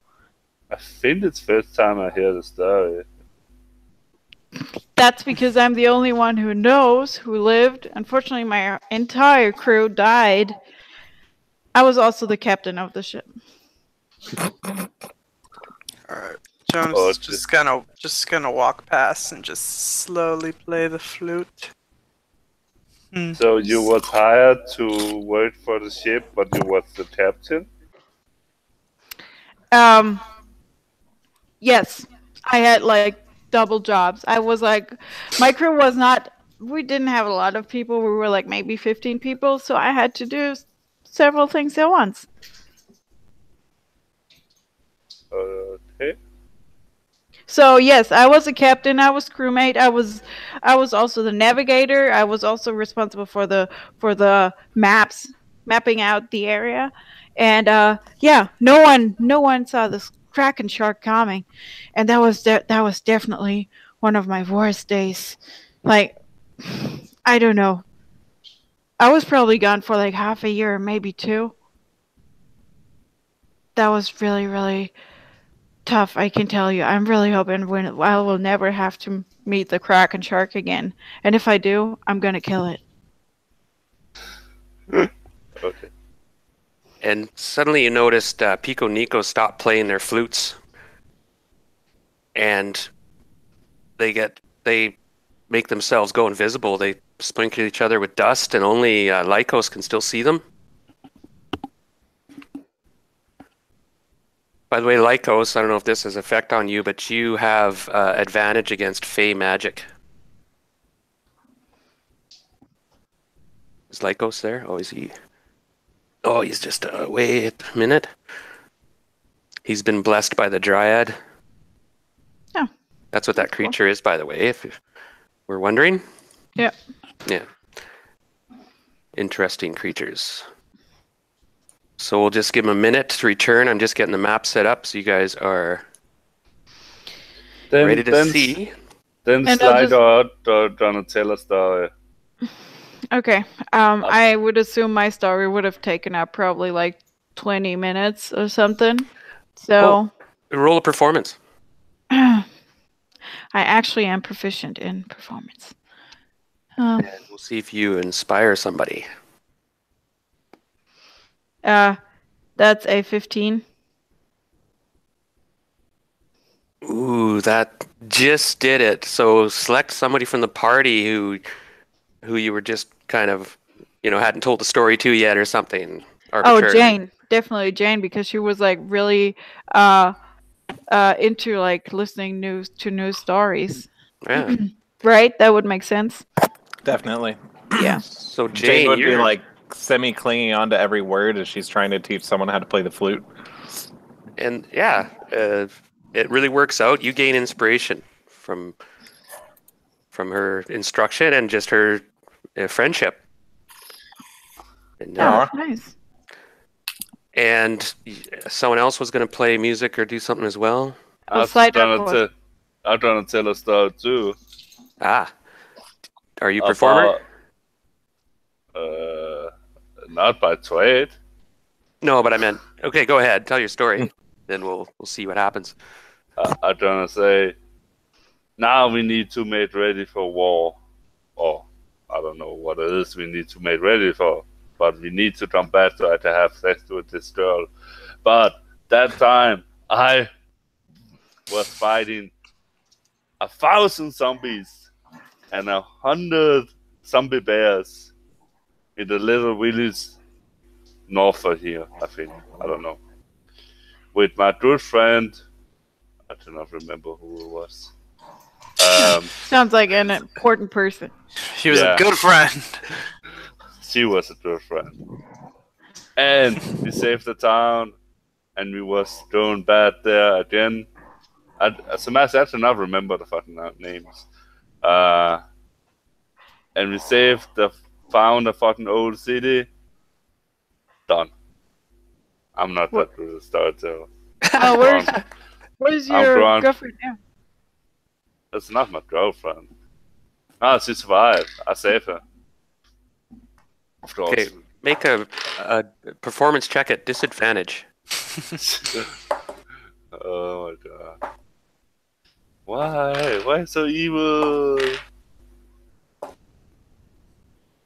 Oh, 15. It's not bad though. Nice. You can pick somebody to inspire. Somebody actually was, that's really cool, and got to know you as a friend. And for some reason, who was the other drinking buddy? Oh, that was Salia. Yeah, I already had my story. Yeah. So, but he could pick you, right, to say it to. It's up to you, Sly. Who do you want to regale with this story? A woman. A woman.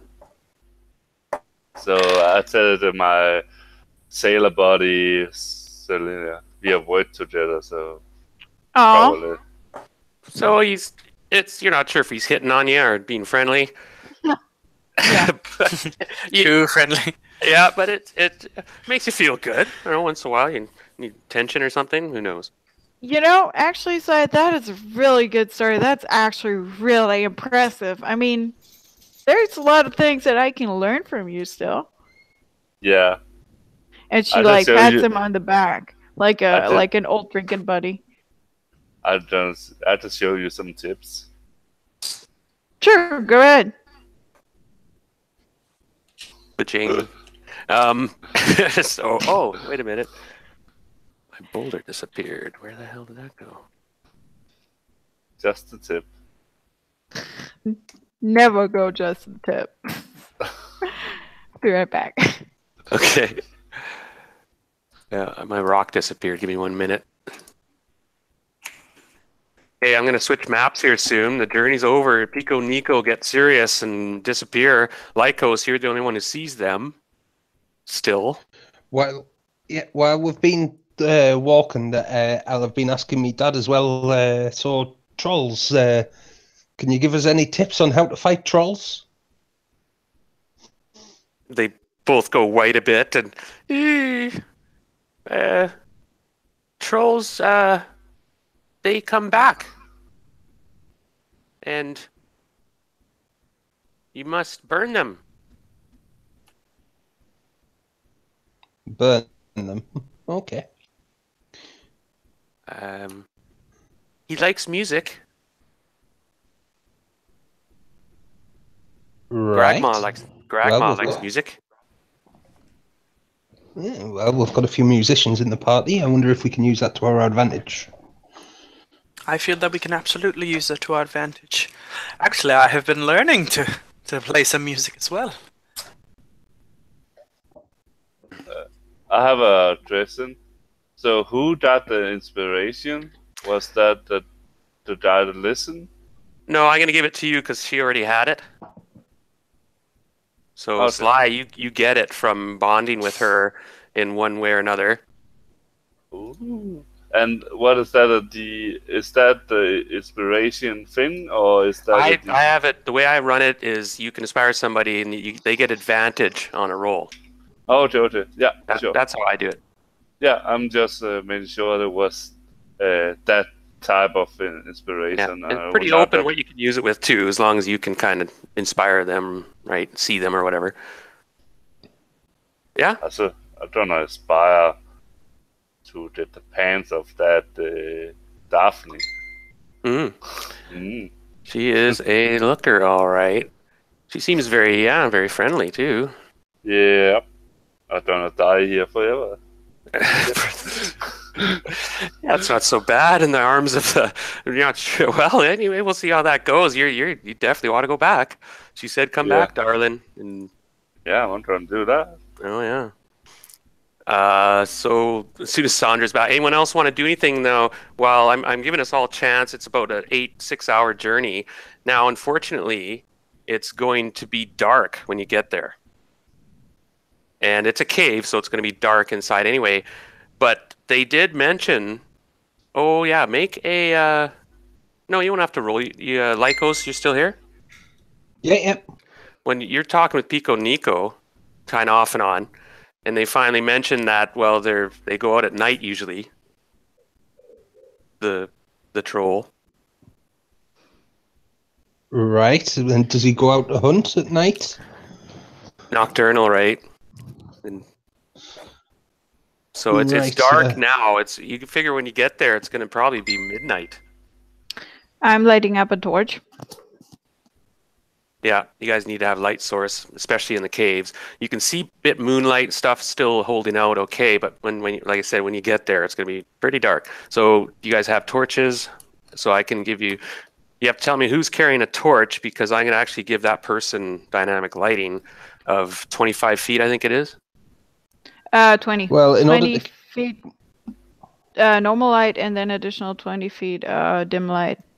I gotcha. Can do that. And I'm going to carry a torch. Okay, done. Anyone else want to? Now, if you're carrying a torch, it's tricky what weapon you use and whatnot. Just be wary of that. I can use the quarterstaff with one hand. Okay. Lycos, you're the elf. No, you're human. I'm a human. Yes, I Everyone's will human, be but- casting. I'll be casting light on my backpack so that it illuminates, and I've still got my hands free. And that's, I think that's about 40-20 as well. Yeah, I'm gonna.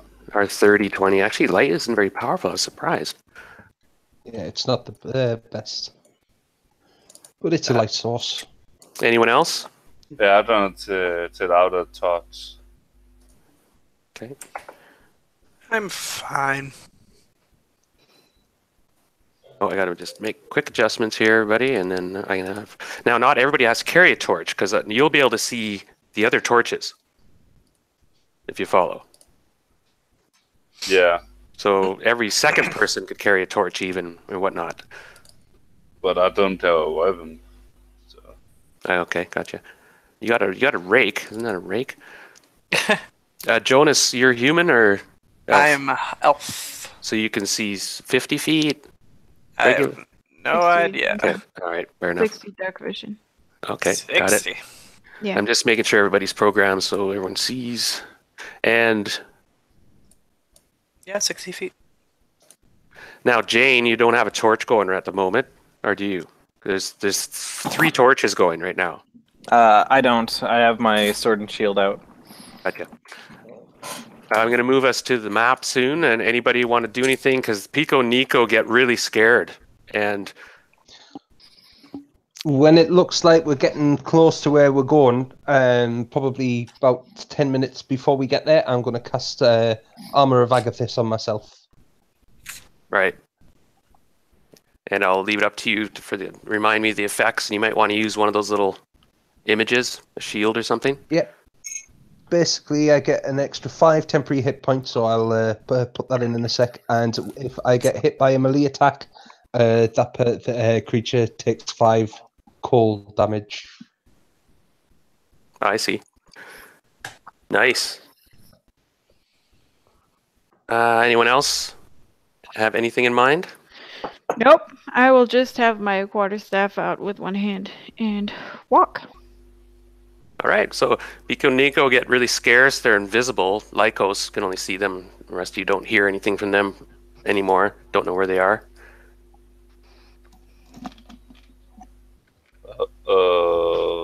And Oh. it happens fairly quickly. Oh my. There's dense forest, and everyone just stay put at the moment. There's dense forest, and you've been following this creek, and it's been going up through this difficult gully, and suddenly you did cross a trail.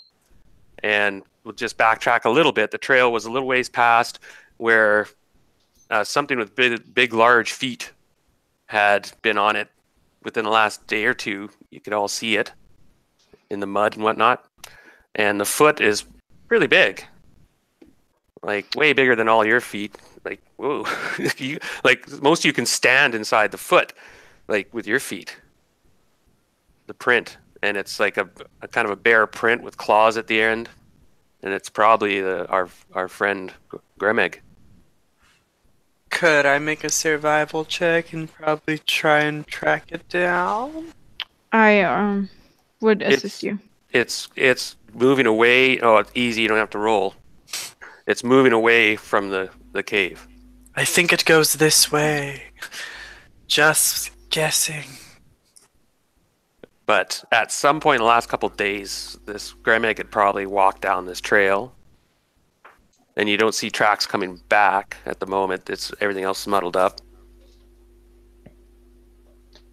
How long ago was it that this Gregarius got kidnapped? 2 days ago. Do we feel that it's an idea to check the cave before we move on, see if there's any evidence that he was there? Or are we just going to go straight for the troll? Go for the troll. I mean, if we are to rescue someone, shouldn't we look if he's actually there before we just kill random opponents? I mean, I'm all for fighting, don't get me wrong, but I'm just saying. He might die. It is best to check off all possible options before we do anything rash. But if you do that options and it's a time and to die, is with the troll and he dies, and on us, right? Well, then we must move with haste. And just so you know, the tracks could be old. They're not. You can't tell how old. You don't have a ranger or anything. Could I try though? I have a +5 to survival. Yeah, you could try it. At Me too. Yeah, go ahead at disadvantage. I will assist him. Ah, Can I am Oh, proficient in survival and I have +5 too, so that would be a normal roll. Sure. okay. Well, it's not great. So 8 + 5 is 13, right? Yeah. All right, 13. It was hours long.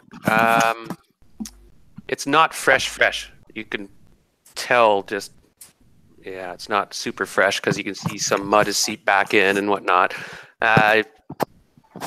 6-8 hours ago. That's good information. It was earlier in the day, but Yeah, it would have been around supper because it's now midnight.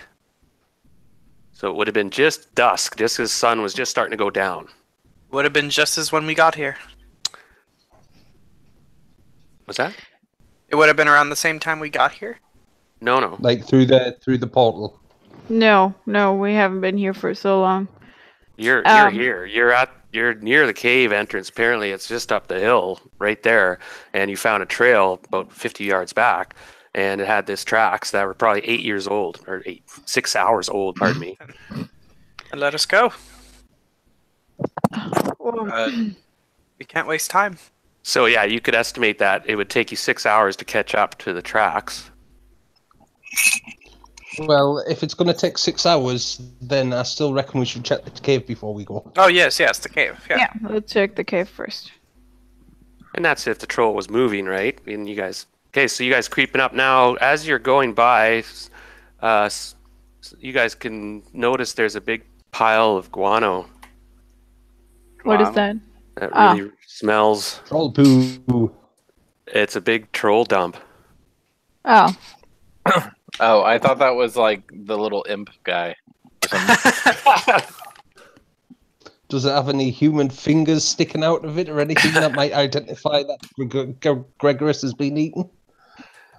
Well, not that you see. He's fairly regular, and it's disgusting and vile, and all sorts of nuggets in there and whatever. If you really want to investigate, go do it. I'll investigate it with my short sword. I'll just be moving things around. anyone else want to take a gander? There's a river right here. I'll clean it in a second.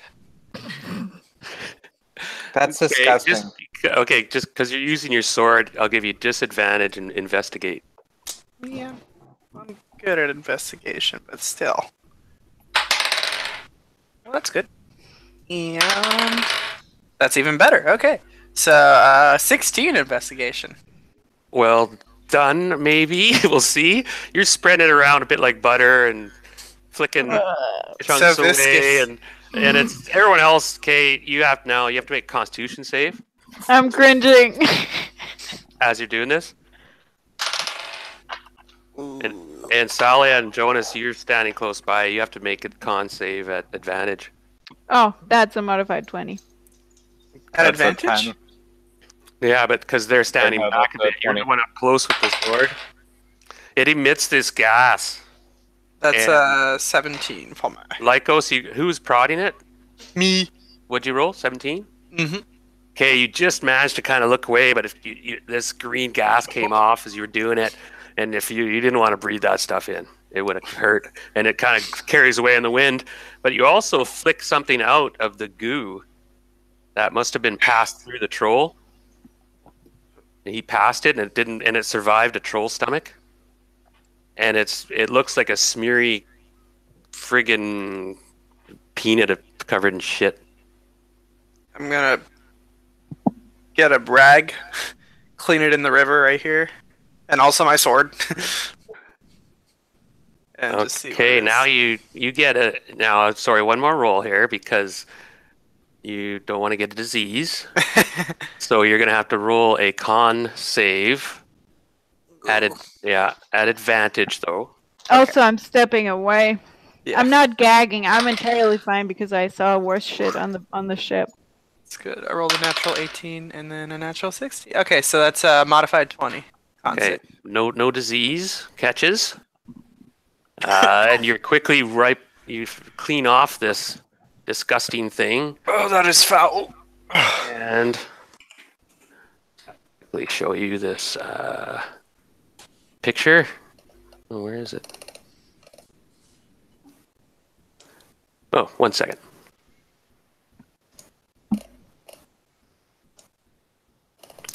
Okay, it's a small brooch. It's not a brooch, though. It's actually a polished onyx in the shape of a small cat head.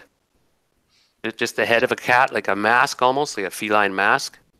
It's just it's pretty small. Well, it's not, it's about the size of your palm. I'd walk up there, Jonas. I would blink, and when my eyelids reopened, the eyes would be have golden irises, and I have just switched over to my Eldritch Sight to detect any magic on this new thing. It is magical. Oh. So I can't identify it. It is just detect magic. But I will tell Jonas that you're holding a magic object there. It might be worth checking out when we get back. Ah! Giant Myra! Giant Myra. Yeah, and you're holding it. It's in your palm now, Jonas. What's that? James is kind of coming over. I don't know. Unless someone can figure it out, I could possibly try and figure it out. I'm not the best at arcane, but I'm not awful either. Oh, I know a bit of things. Do you want me to give it a shot? Sure. Do we have 10 minutes? Otherwise, I would have to, actually do a thing. Well, I'll just do a cursory glance at it using my knowledge of Arcana, see if I can't identify it that way. All right, make an Arcana check at disadvantage. I'm just gonna cast Identify. Okay then. Okay, That'll solve it. that doesn't need a roll or anything, then, does it? No, you just tell me what it is. You know it. Unless it's like... Yeah, Jane reaches into her back pocket and pulls out a pearl. And then just sort of lets it go above it. And then the pearl sort of emanates this sort of light, and you sort of see her eyes become the same kind of translucent pearl sheen. And then it fades almost instantly, and she kind of knows what it is. Okay. It is a... Ah! A stone of good luck. Ooh. It's a good luck stone. Attunement. And it gives +1 bonus on ability checks and saving throws while it's on your person. Basically, it makes you really lucky. So, yeah, you survived the horrible disease you could have got. And were rewarded, I suppose. Gonna clean it out a little bit on the river. And you made the rolls. You would have got an ugly disease there. Do you know what that is? That's a lucky find. That is a pun. Oh, how joyous. Oh, I love it. Now, Sly, you've been wandering around checking things out, and it's kind of everyone gives a high five as this thing's found, and you guys do notice there's a large stone in front of the cave. Really quite large. You're not sure if you guys could move it, even all of you put together. It's really large. The water kind of is flowing around it. The creek comes out of the cave. It seems to be tumbling down out of the from what you can see. And you guys have to light your torches up and stuff to go in to see more. But the creek comes down the main cave and exits. If you can peek in and notice there's a rough, large staircase cut out of the rock that goes up to the right into a chamber, and then the main cave keeps going northern direction, and it's tiered. There's steps. It's going up and up the cave. Could we not go over the stone to get to there? No, you guys go around it. It's open. you notice Oh, alrighty. the stone has actually been moved aside.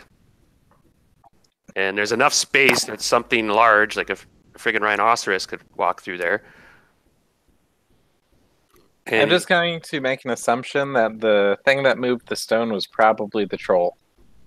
yeah, that's Good common guess. sense would spill. I have a 15 perception. I just rolled a 15 on perception check to like see. I don't know. I don't think this is trap, but if there might be any stalactites or stalagmites or whatever the things are called that might fall from the ceiling. There's a stench, of course. This appears to be a troll den. Part of it. It's more complex than you might think. So, as you climbed up those steps and went into this room, and over here, there's a spillway. Up here, and I have to just quickly. Guys, there's a hole. I will check it out. I have the fastest movement speed of our group, so Now you have to make a athletics check to go climb up that hill, and it's pretty gross. There's like troll garbage. athletics or acrobatics? So this hillside is kind of filthy and smelly. This room is it'd be athletics check. Okay. Come on, be good. 17. And you smell actually something like roasting. As in burning? Searing? No, it actually smells surprisingly good. And Okay. so you climb up, so I'll let you have a look here in a moment. Yeah, if you guys... What is the DC for the athletics? Oh, 12. Okay. And it's tricky because it slides as you go up. It's a bit Oh. more, it's unpredictable. So, Sly Dog, who's going to try to climb up there, you slide back and wipe out and make some noise and kind of tumble. Take a few hits damage, actually. Take 1 point damage. Skin your knee sort of thing. Anyone else fail a, what did I say, 12 check? Jane's gonna give it a shot. But everyone cringes a little bit. It's pretty noisy. I got a 14. Now, this large room has a fire, kind of low coals burning, and there's a large spit. And there seems to be some sort of Spit. carcass on it. Yeah, I want to see if that's our friend. I'm going to investigate the spit to see if it's human. Gregarius, is that you? Do you have any, would that be investigation roll? Do you have any I background guess it in would, yeah. you butchered animals or something? No, he's an acolyte.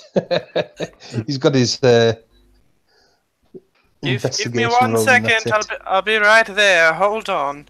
And I'm gonna bonus action. I'm going to switch my discipline, and you just see this like sort of faint fog just come from his hands, and he's going to like put his hand on his chest, and he's going to use a psi point to do step of the something paces, and I'm gonna teleport 20 feet forward. Oh, up on the ledge? Yep, to get in there. I'm not going to bother climbing. I'm not getting dirty and filthy. Yeah, no, screw that. So Sly Dog, you can try again. Of course, up to you what you want to do. Or there's, they can help you or whatever too. I don't know. Jane is going to throw a rope down for Sly Dog. See if she can help get him up. Well, if you help him with the rope, he'd be at advantage. Okay. Yeah. All right. It's Oh, not that are- difficult, but it apparently nobody noticed. You don't hear any sound or whatnot. In this direction here, you hear water again, and I don't know what you could see there, but there's stairs that go down, and you guys are quite high up. You're in this sort of what appears to be a room full of smashed and broken boxes and crates, and some actually aren't smashed. There's a few that are still intact. It seems to be the kitchen area. There's a table that has some questionable meat on it and such, and you check out Lycos. You don't. This thing on the spit is too large, you think, to be like a human. You're hoping. It's been mostly eaten. It's something like a cow or something, or a pig. Okay. I rolled a 16 on stealth when moving around. I'm not going to be too loud about this. Right. Saying. Jane's going to be looking through the various smash boxes, seeing if there's anything useful. She got a 13 on investigation. Yeah. Slide out and do that too. Okay. Do you find in a vase there's some money? There's like 120 gold pieces. Ooh. Stashed in a vase you happen to find. Not really much else. The place is pretty thrashed and stinky and gross. Sly, what did you roll? 19. Okay, Sly, you're slinking around and you do find a spear. And it's really, really nice spear. I got a spear. A really nice spear. I am checking my little corner as well. I rolled a 50. And Jonas, you are okay. Go ahead. You roll 15, and you find a bag full of skulls in various states of decay. Oh. And you open it up and see that, and kind of look away quick. Oh, not nice. What do you want to do with that? I'll empty it on the floor there.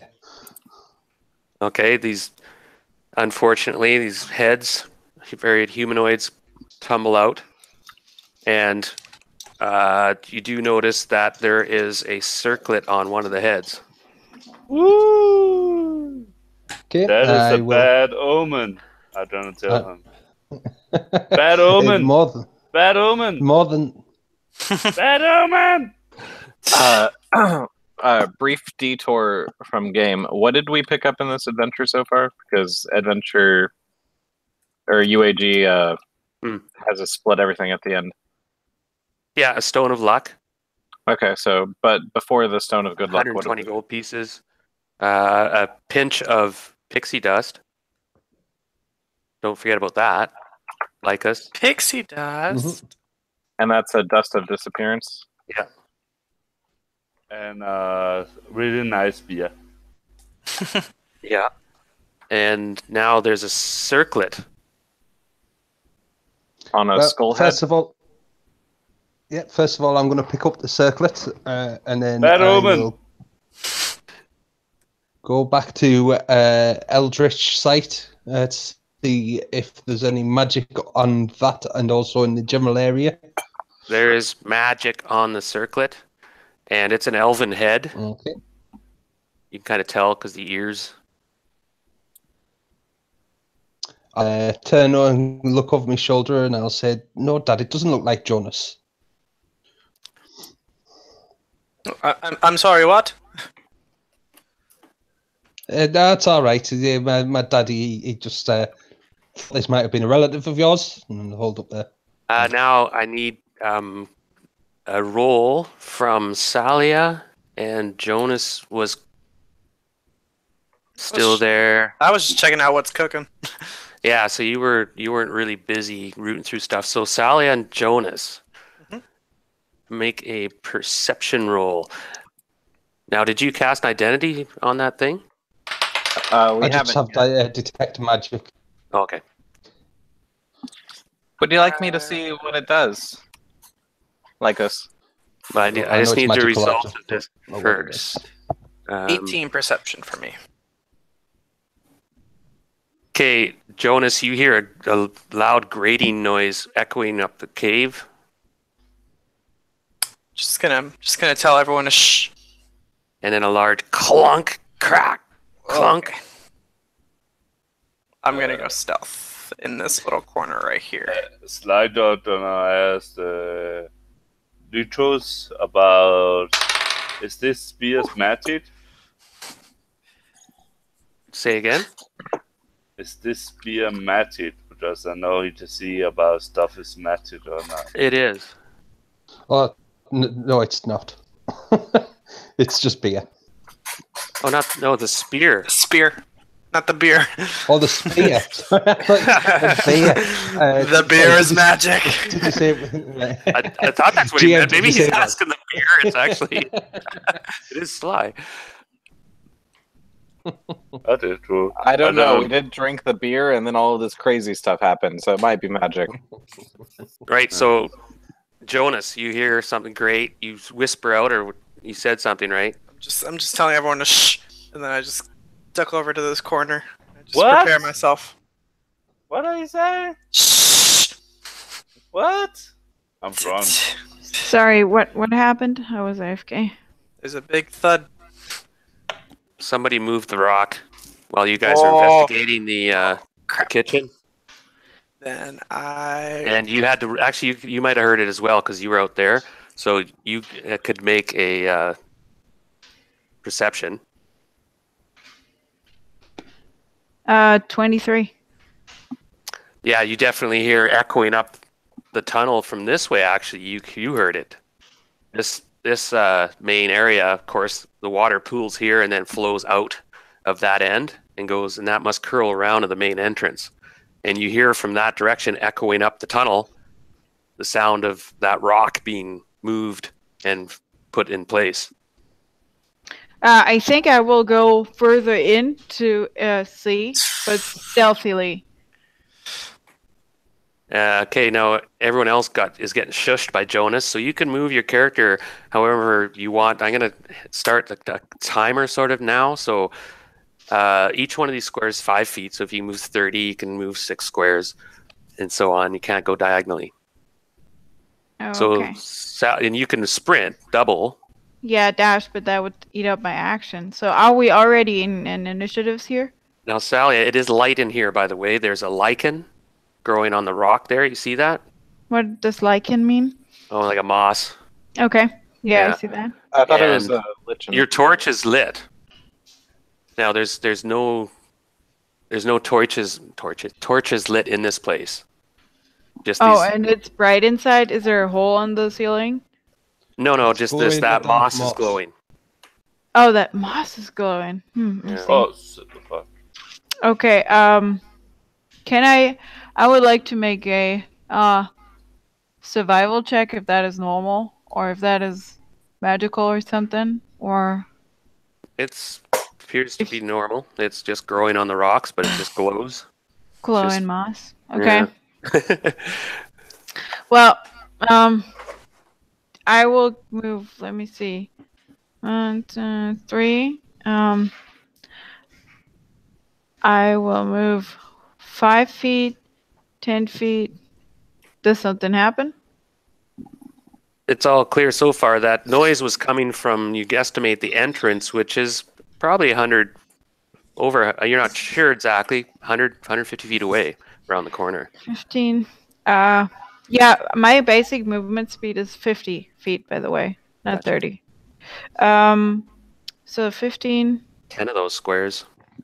And everyone can move if they want or declare their action now. Okay, so Jonas, you hide, he said, stealth. Yep. Not knowing where Salia went, Jane will sort of like kind of look out for her friend, and Tell me if you put out your torch. I don't have a torch, so I was following the torchlight. Salia, Yeah, you still have a torch, Since right? I have a torch. the moss is glowing, Mhm.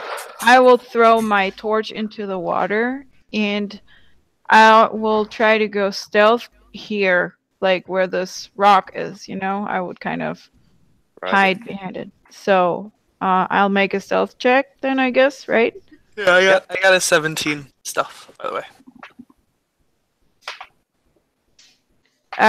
Jane, yeah, you both are going to hide there. 18 stealth. Okay, so you find a little nook. Jane, sorry? Seeing Salia retreat into the corner, Jane will sort of like proceed after, like, what's up? What do you hear?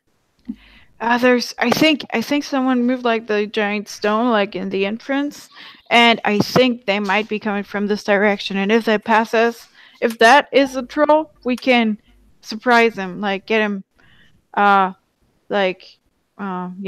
on the, how do you call that, by surprise? Yeah.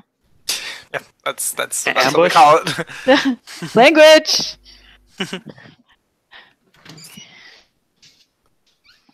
Lycos will move to where he is there, and he will dismiss his light as well.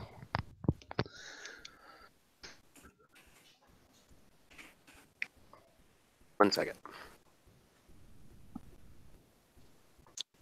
Light goes distinguishing the light. I threw my torch in the water. I'm just getting rid of that, so you guys will be limited to just seeing the glowing moss at the moment. Also, for some sort, I have the vision of a Sly Dog. Like, I can see his vision field, too. Oh, because he was carrying a torch. Yeah, I still have a torch. Yeah, so you will see him. Because his torch is still going. Okay. Unless Sly, you're going to keep her going? Yeah, I'm not gonna lose my sight. Well, the moss is, like, lit up. That is, like, that one here, that's glowing. Yeah, but if you run away, you're running in the fucking darkness. I probably... You guys hear a strange sound coming up the tunnel. Oh, fuck. From what direction? Something's humming out of tune, coming up the tunnel, this kind of baritone. I am going to prepare a spell for the instant I see it, and I wish the instant I see it to cast Witch Bolt. Anyone else have anything in particular prepared? Yeah, I'd rather do the same. Two I witch will- bolts. Yeah. I will take out my quarterstaff and hold it with 2 hands. Jane will prepare fairy fire. I'll prepare an arrow. And I would like to put my initiative in the order. If you could just put my coin thingy in there. Oh, what's... Yeah, I'm going to get us to roll initiative now. Ooh, that's good. Okay. You're already so in much the better initiative. turn thing.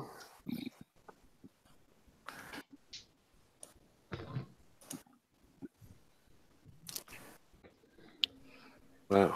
Okay. Oh shit! Still don't see anything. Oh, I fuck. thought it's dead. Yeesh. This thing has an incredible sense of smell.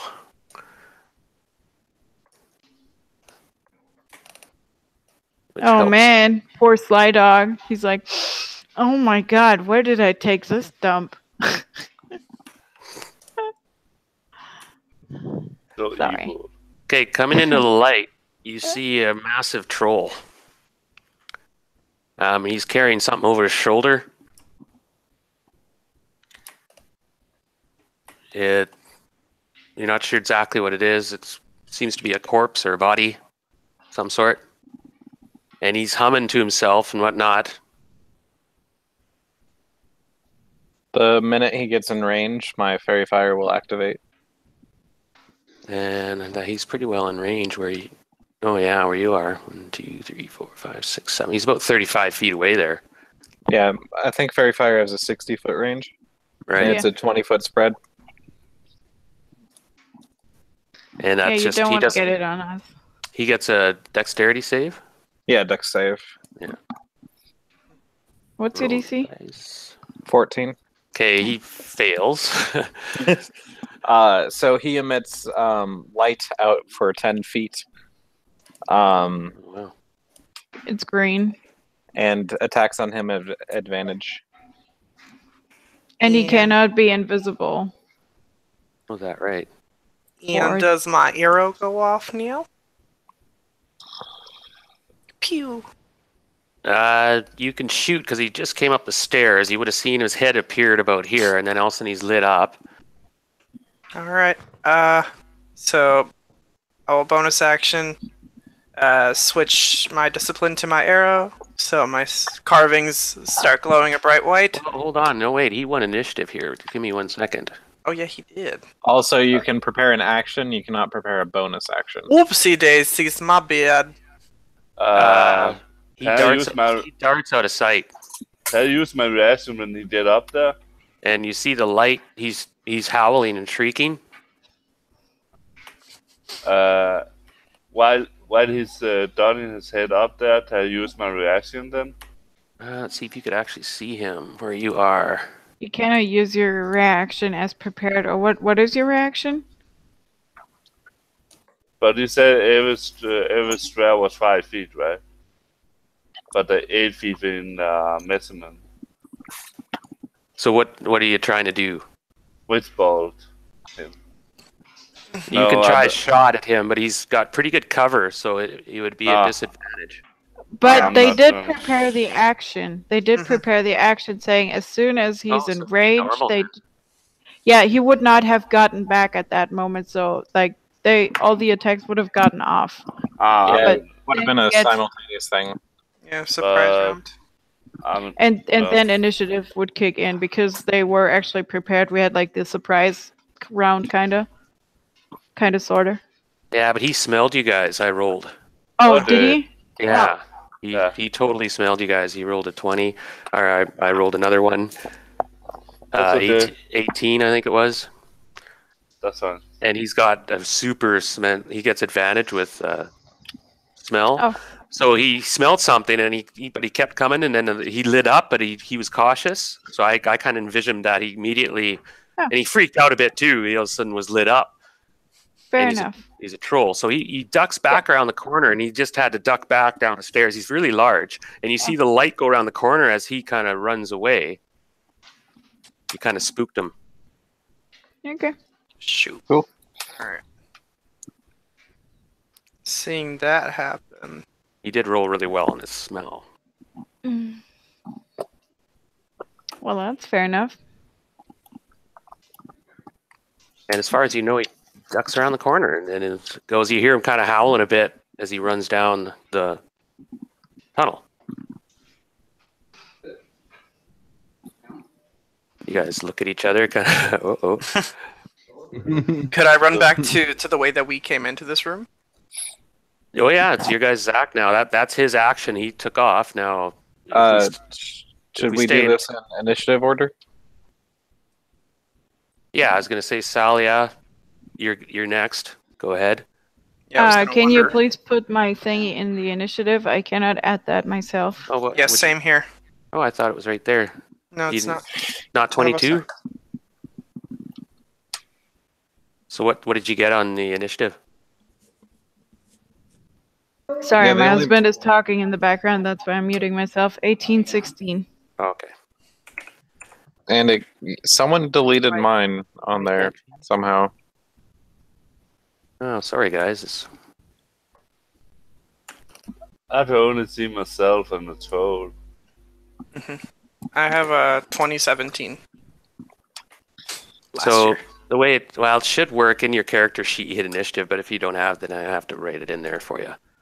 So, I have a 1714, and that is which Jane. was in there, but it got deleted. Yeah, because I deleted the wrong one. I gave you the high one. My bad. Okay, there we go. Sly Dog, you got. You good? I think I got that. 20. No, Okay. 40. And Jane got 17. All right, we'll go with that. Got bugger, what did I get? Where's it gone? 15 and 16. Okay, that's got 15, 16. Sorry guys, I have to reset this. Start again. And the troll ran away. Not sure what he's up to. Jonas, you're up now. And his sense of smell sniffed you guys out. All right.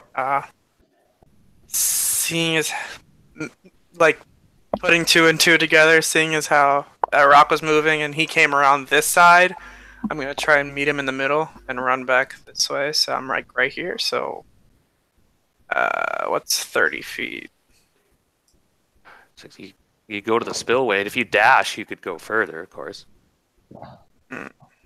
Yeah, I don't want to go too far. That's the thing. I'm frail. Yeah, but I'll dash for now. Just to get right to the top of this. Just to make sure I don't fall. Gotcha. If this thing is just not cooperating. Actually, yeah, you know, I'll go down the rest. Yeah. Sorry, Sandra, it's glitching out. It won't let me punch in the number. Oh. Be weird. Yeah, it's just it's sitting there. It won't let me hit enter on it. Won't go in. So I know you're just after. I'll put you in after Sly. It's coming up. I'll list for now, and then I'll set up a new turn order later. So Jonas, is that okay? Yeah. I come before Sly. My initiative is 18-16. Okay. Gotcha. All right. So Jonas, you can hear this thing run in your direction. Alright. And yeah, that's my turn. And I'll bonus action switch my discipline to my bow. And now it's Salia's turn. Okay, I'll move 50 feet, so 10 squares, just using my normal movement speed. Right. So that is sorry about the dog. So 5, 10, 15, 20. Yeah, I'm sorry. I cannot Poor put thing. myself right in. 25, Never apologize for puppies. 25, 30. Okay, you see the glow up ahead, and you see there's a now. Can you actually see? Yeah, your vision. Now he would actually glow, so he would emit some light, right? Yeah, Yeah. I'm sorry about that. All right. Poor thing. Okay, you should be able to see that now, right? Yep. Also, I just moved 30 feet, and I am on an upper level. Fuck. I know, you're way above him. I was just going to mention you're about 20 feet above him, and there's a bridge there that goes over the main passage. Crosses You're a it. monk. Jump and drop kick him. Okay. I will actually do that because I have advantage too. So that is 35 feet. I still have 15 feet to jump on him. Oh, that's doable for Monk. Yeah. I will do that, and I will do so with a advantage because fairy fire. Woo! And I have my quarterstaff in both my hands. So that is a modified 20. Nice. That will do the trick so far. Cool. And I will hit him with my quarterstaff. Looking quickly. 8. That is 11 bludgeoning damage. 11 actions. Looking real quick to see if any quick immunities or anything. Making sure. Quick scan. Keen smell. No, that's a hit. It does full damage. What was your damage again? 11 bludgeoning. 11. Nice. And I am gonna flurry of blows. So I'm gonna punch him twice in the face. Woo! And I have advantage, so that is really cool. Nice. That is a 23 with advantage. Although the other one would have been an 8. So woo! 23 to hit, Yeah, punching him in the face. that definitely hit. He's a big troll, but he's feeling it. Okay, so 4 damage. Okay, done. I am assuming 4 punching damage, and I'm gonna punch him again. That's a 15 to hit with advantage. That is a hit. I'm gonna double Oh, check wow. that real quick. That's just a hit. Oh wow, then it's another 7 damage. Punching Got it. damage. Nice job. Okay. He feels it. You kind of caught him off guard. You came jumping off the bridge. He was being scared and trying to look and stuff, but you're like a bird jumping on Also, him. does something happen? Because I actually jumped from a bridge, so I would have 20 feet of falling damage on him, right? No, he's pretty tall. Okay. And Would I be riding him then? Well, I envisioned you actually landed. You landed behind him and attacked. Okay. But because you used your quarterstaff first, right? Yeah. Yeah. If you didn't have your quarterstaff, you could have done a flying kick and attacked him. Maybe get advantage or something. Oh, I still had advantage with the Yeah, fairy you did fire, anyway. so. Yeah, that's right. So he fell. He's shrieking now, and he's glowing and green, and he's not a happy camper. He's roaring with pain and anger. And as my free action, I'm gonna say, "Stop running!" And she speaks Goblin too, so she will say that in Common and Goblin, hoping that'll do anything. And back off underneath the bridge, like 10, so she's not in an immediate reach. And that would be all my turn. Okay, well done. The monk goes to work, and Jane, you see the monk took off into the darkness. Because turns are kind of ambiguous. Jane would have like followed as she's like running off. Sure. And, I can make it to here without dashing. So Jane is going to get to here. See Salia just be like a badass, and we'll just be like, "Let's go, girl!" And then we'll like give you a bardic inspiration. Thank you. As she dashes and jumps Oh. off the bridge, lands kind of next to the creature. I'm not a monk, so I assume that I have to roll something. Yeah, it's quite a ways, and it's slippery. If you're actually down there, it's your disadvantage if you do like an action or combat footing down there. So you have to roll athletics to see if you land without falling. All right. If you crit fail, you could break your neck, of course, whatever. 25. Crit fail. Don't want to jinx it or anything. I was just picturing that. Just trying to Consequences here. just. Yeah, so he slips on the moss. And Oh, I can't get that image out of my head now. go ahead, roll the athletics. That's a Are you wearing 25. heavy armor? No, I'm wearing medium armor. Okay. 25. Oh, okay, so you do notice when you land though your footing is treacherous, so your attacks and whatever are going to be at disadvantage, unless you're Myra. Hey, like us. You're done, right? Yeah. Okay, so being back, I'll probably have to expend anything dashing in this turn. Won't I? 1, 2, 4, 5. I don't think I can see. Can't reach him. No, so to get in. 3. And well, I'm close because I want to cast spells at him, but I want to be able to see him. So on the bridge, and wait for my next step. Roger. Sly. I don't know what your movement is, how close you can get. I'm around here. So you're moving up? I do not see him from here, right? No, he's around the corner and down below.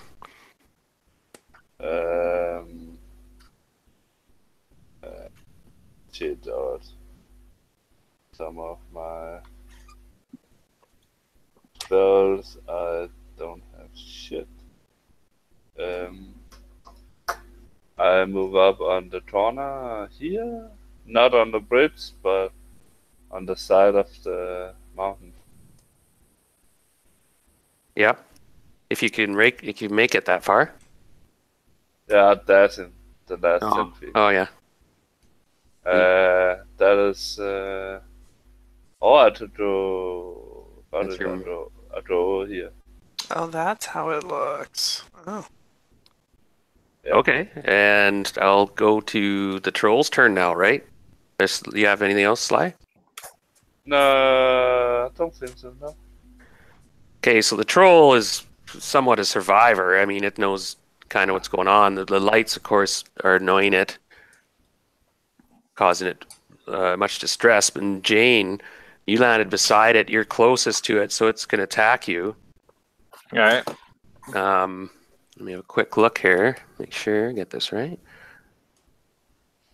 Yeah, it just goes nuts and tries to bite you and bash you with its claws, arms. Ooh, so first of all, it goes, here's the bite. Now this is...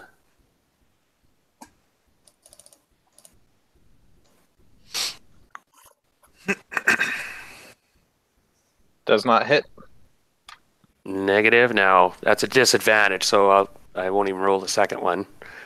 Here's one claw attack on you Why is that a disadvantage? because it's Fury Fire. No. With the fairy fire, we get Oh. advantage at Okay. hitting it, but I don't think it gets disadvantage when hitting us. No, you can roll. Okay, it's another miss then. I rolled a 4. He's not rolling particularly well. And his other, you said you had 16 AC? 18. I have a shield. And he misses again. It's bite, swing.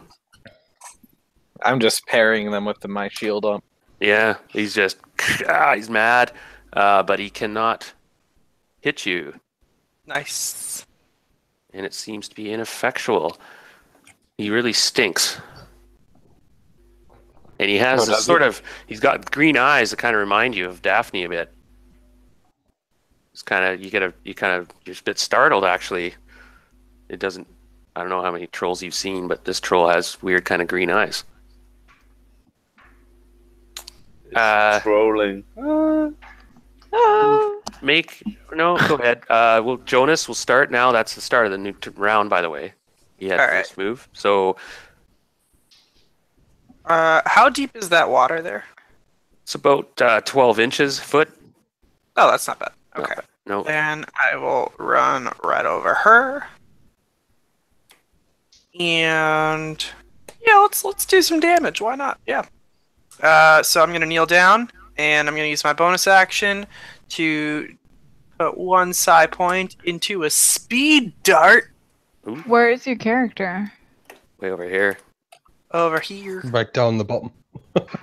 I tried to flank. Yeah. Alright, and yeah, so that just gives me plus d10 to damage if I hit. And I get advantage because Fairy Fire, right? Yep. Mhm. Yep. Yeah! Oh, it's gonna be good. Well, it's a 3. That's not good. No. Okay, there we go. So yeah, 16 plus 5, 21. 21 damage?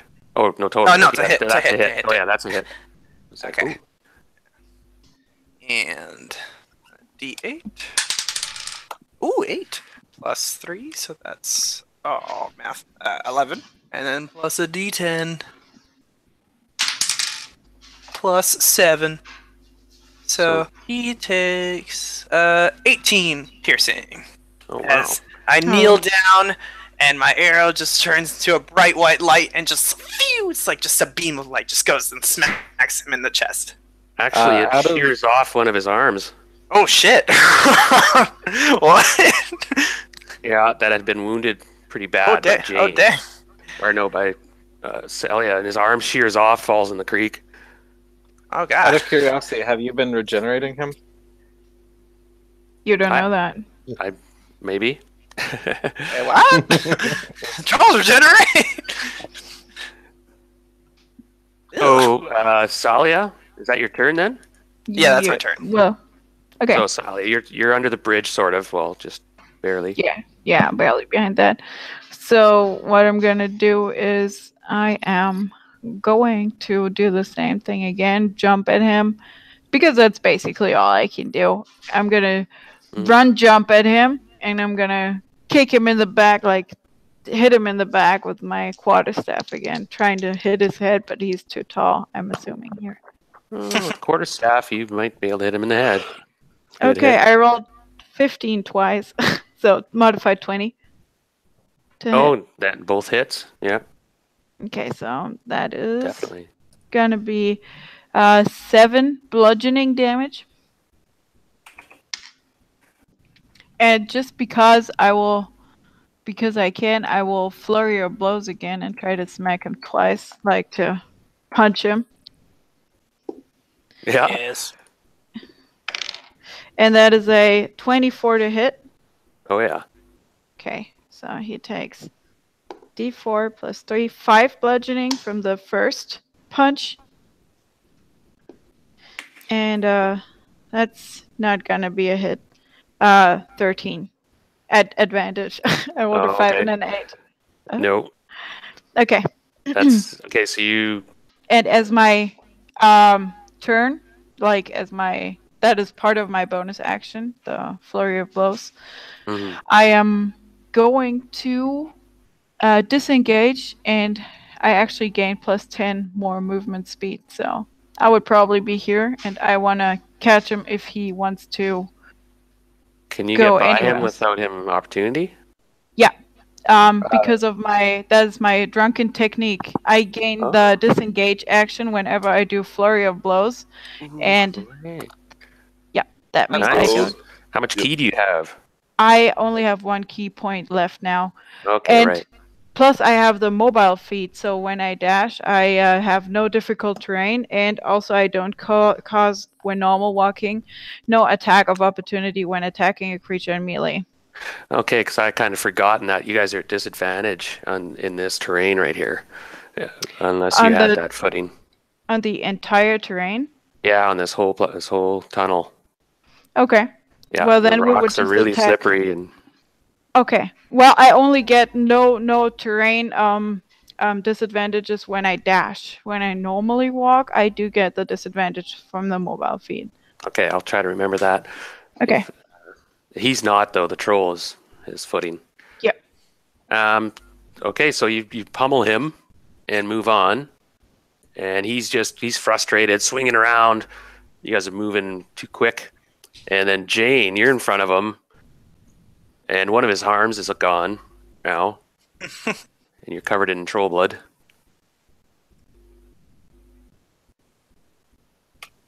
And it's your move. Oh, I thought you were going to attack me. Sorry. Nope. I haven't been keeping track of like the turn order because it's not on the thing. So, all right. So Jane is going to draw her sword back as flames begin to sort of like lick off of her blade as she casts Searing Smite as a bonus action. And then she is going to swipe upward, attacking the troll beast. So I'm on difficult terrain, but it's not like I have disadvantage on attacks. Do I? Or Yeah, you do. okay, so That with would my be a fairy normal. fire, it would just be a normal attack. Yeah, because of it would counter each other. Yeah. Cancel each other. All right. Math. What's 8 plus 6? 14. 14. Just a miss. Just a miss? Yeah. All right.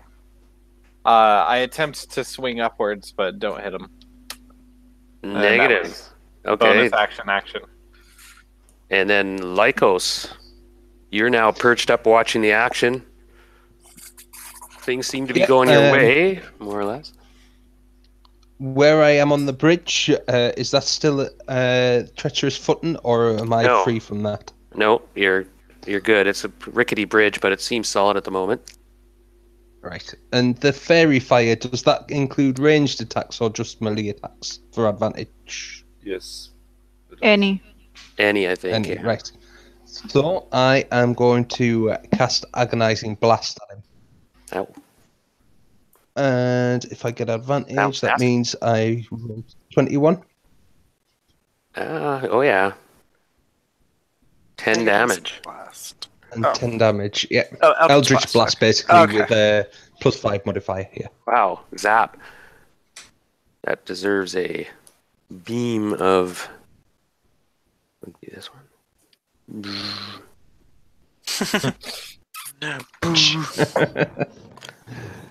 So And, for a split second, as you He's- see the Eldritch Blast, it looks like it changes into the shape of an angel as it flies through him. oh, nice. He's feeling a lot of wounds and damage, and he's missing an arm now, and he's howling in pain and anger still, and swinging, still in the fight. You done, Lycos? Yep, that's everything I can do. And Sly Dog. Can I just add something? Difficult terrain does not impose disadvantage, but if we were going to play this like this, it's fine. I just wanted to say that. But it halves our movement. That is actually the only thing it does. But if you stand in water and hit something, you have disadvantage. I'm pretty sure. Yeah, it's not really difficult terrain. It's that we're in a foot deep worth of water. And the other option you can do is if you're in difficult terrain, you can make like a simple dexterity check every round to see if you lose your footing. Oh yeah, if you do an action, and that's another way I was going to do it. But no, I was just wondering how the rules were. Sorry. Yeah, I got that wrong. I realized too. I'm thinking, no, it doesn't work that way. You could just slip and fall maybe if you're swinging a sword. Yeah, fair enough. Yeah. Right. So we'll do that from now on. Every time you do an action like combat or something, you just make a dexterity 12 check to see if you wipe out or something. So anyway, Sly, you're watching the action. I do not cast Witch Bolt at level 2. Witch Bolt. Okay. And that is a 19 to hit. That is. How long does that Fury Fire last, by the way? 1 minute. As long as I maintain concentration. Okay, so that's like 6 rounds. 10. 10 rounds, 6 rounds. Yeah, 10 rounds. So 8 so more. I do. Does I hit him? So I do 15 lightning damage. Well, I made a big mistake. Just to metagame for 1 sec.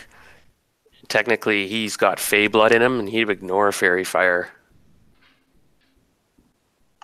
I would rule that as a DM. And Okay. The next time I did it, I kind of thought of that. I'm thinking he does have Fey Blood in him. He's not pure troll. Well, if you want, you can change it. I rolled a 17 to hit anyway. Yeah, because... Okay, yeah, that's a hit. And so I'm going to ignore that Fairy Fire now. It lights him up, but he doesn't suffer a disadvantage. Which puzzled you guys, because I just thought of that. And you guys are... Well, you're kicking his butt at the moment, so I don't want to change anything. It is what it is, and we'll keep playing it. So Fair anyway, enough. yeah, you fire away, and that's a hit. The 15 will hit, or that's damage. Damage. Okay. Lightning damage. Now that does enough not to kill him, but now you roll a little 20-sided die. 18. 18. His other arm is severed. Yeah, feel that power. Yeah, you did. If you do at least 15 damage, similar. It's supposed to be slashing, but I modified that a little bit. His other arm shears off. Rah! Let's call it a tie. And is that your action? Your move? I use bonus action and I fly 10 feet over here. Oops. Because I have to do that when I use So you hover over, and you notice he's a bloody mess. Both his arms are gone. One's on the ground beside him, and the other one's in the water. And by the way, the one flowed down the water isn't attacking you, Jonas. Oh, what? The severed The arm? Yeah. I love it. It's got it says here when their severed arm does it right up here. Where is it again? 30,000 damage. You die. It flowed down the water stream. It's normally quite slow, but it actually... This could kill me. I don't have much hit points. And it's only +5 when it's severed. Only. Only. Oh, and I rolled a 4. So I got Okay. You feel this thing try to grab your ankle, this huge hand. And you just manage to dodge aside, and it flows down the water beside you, but it missed its attack. Kick it. Now, the the troll is really. I'm gonna make a roll here just to see. Okay, it passes. Barely. It's just enraged at this point, and it can only do a few things right now. It goes to bite you, I guess, Jane. It has no arms. And it tries to kick and bite you. Did bite you that time. 20 hits. It does hit. Now let me have a quick look for damage. The bite does 1d6 plus 4. Oh, that's not a That's lot. low. No, it does 10 points damage. Yeah, its Thank you. bite doesn't do the big damage. Well, at least the Loss. DC doesn't grow. It's still DC 10 to keep up your concentration. And he tries to bite or kick you and whiffs. And it's not pretty. He's losing. He's going down. You guys sense. Sad. Yeah, and it's now Jonas's turn as you just this hand tried to grab you as it flowed by. It's gone. It's gone past already, right? Yeah, you think so. Yeah, the current's too strong. It can't. It can only Okay. move 5 feet around itself, but the water brought it past you. Okay, cool. All right. Yeah, I'll just shoot it again.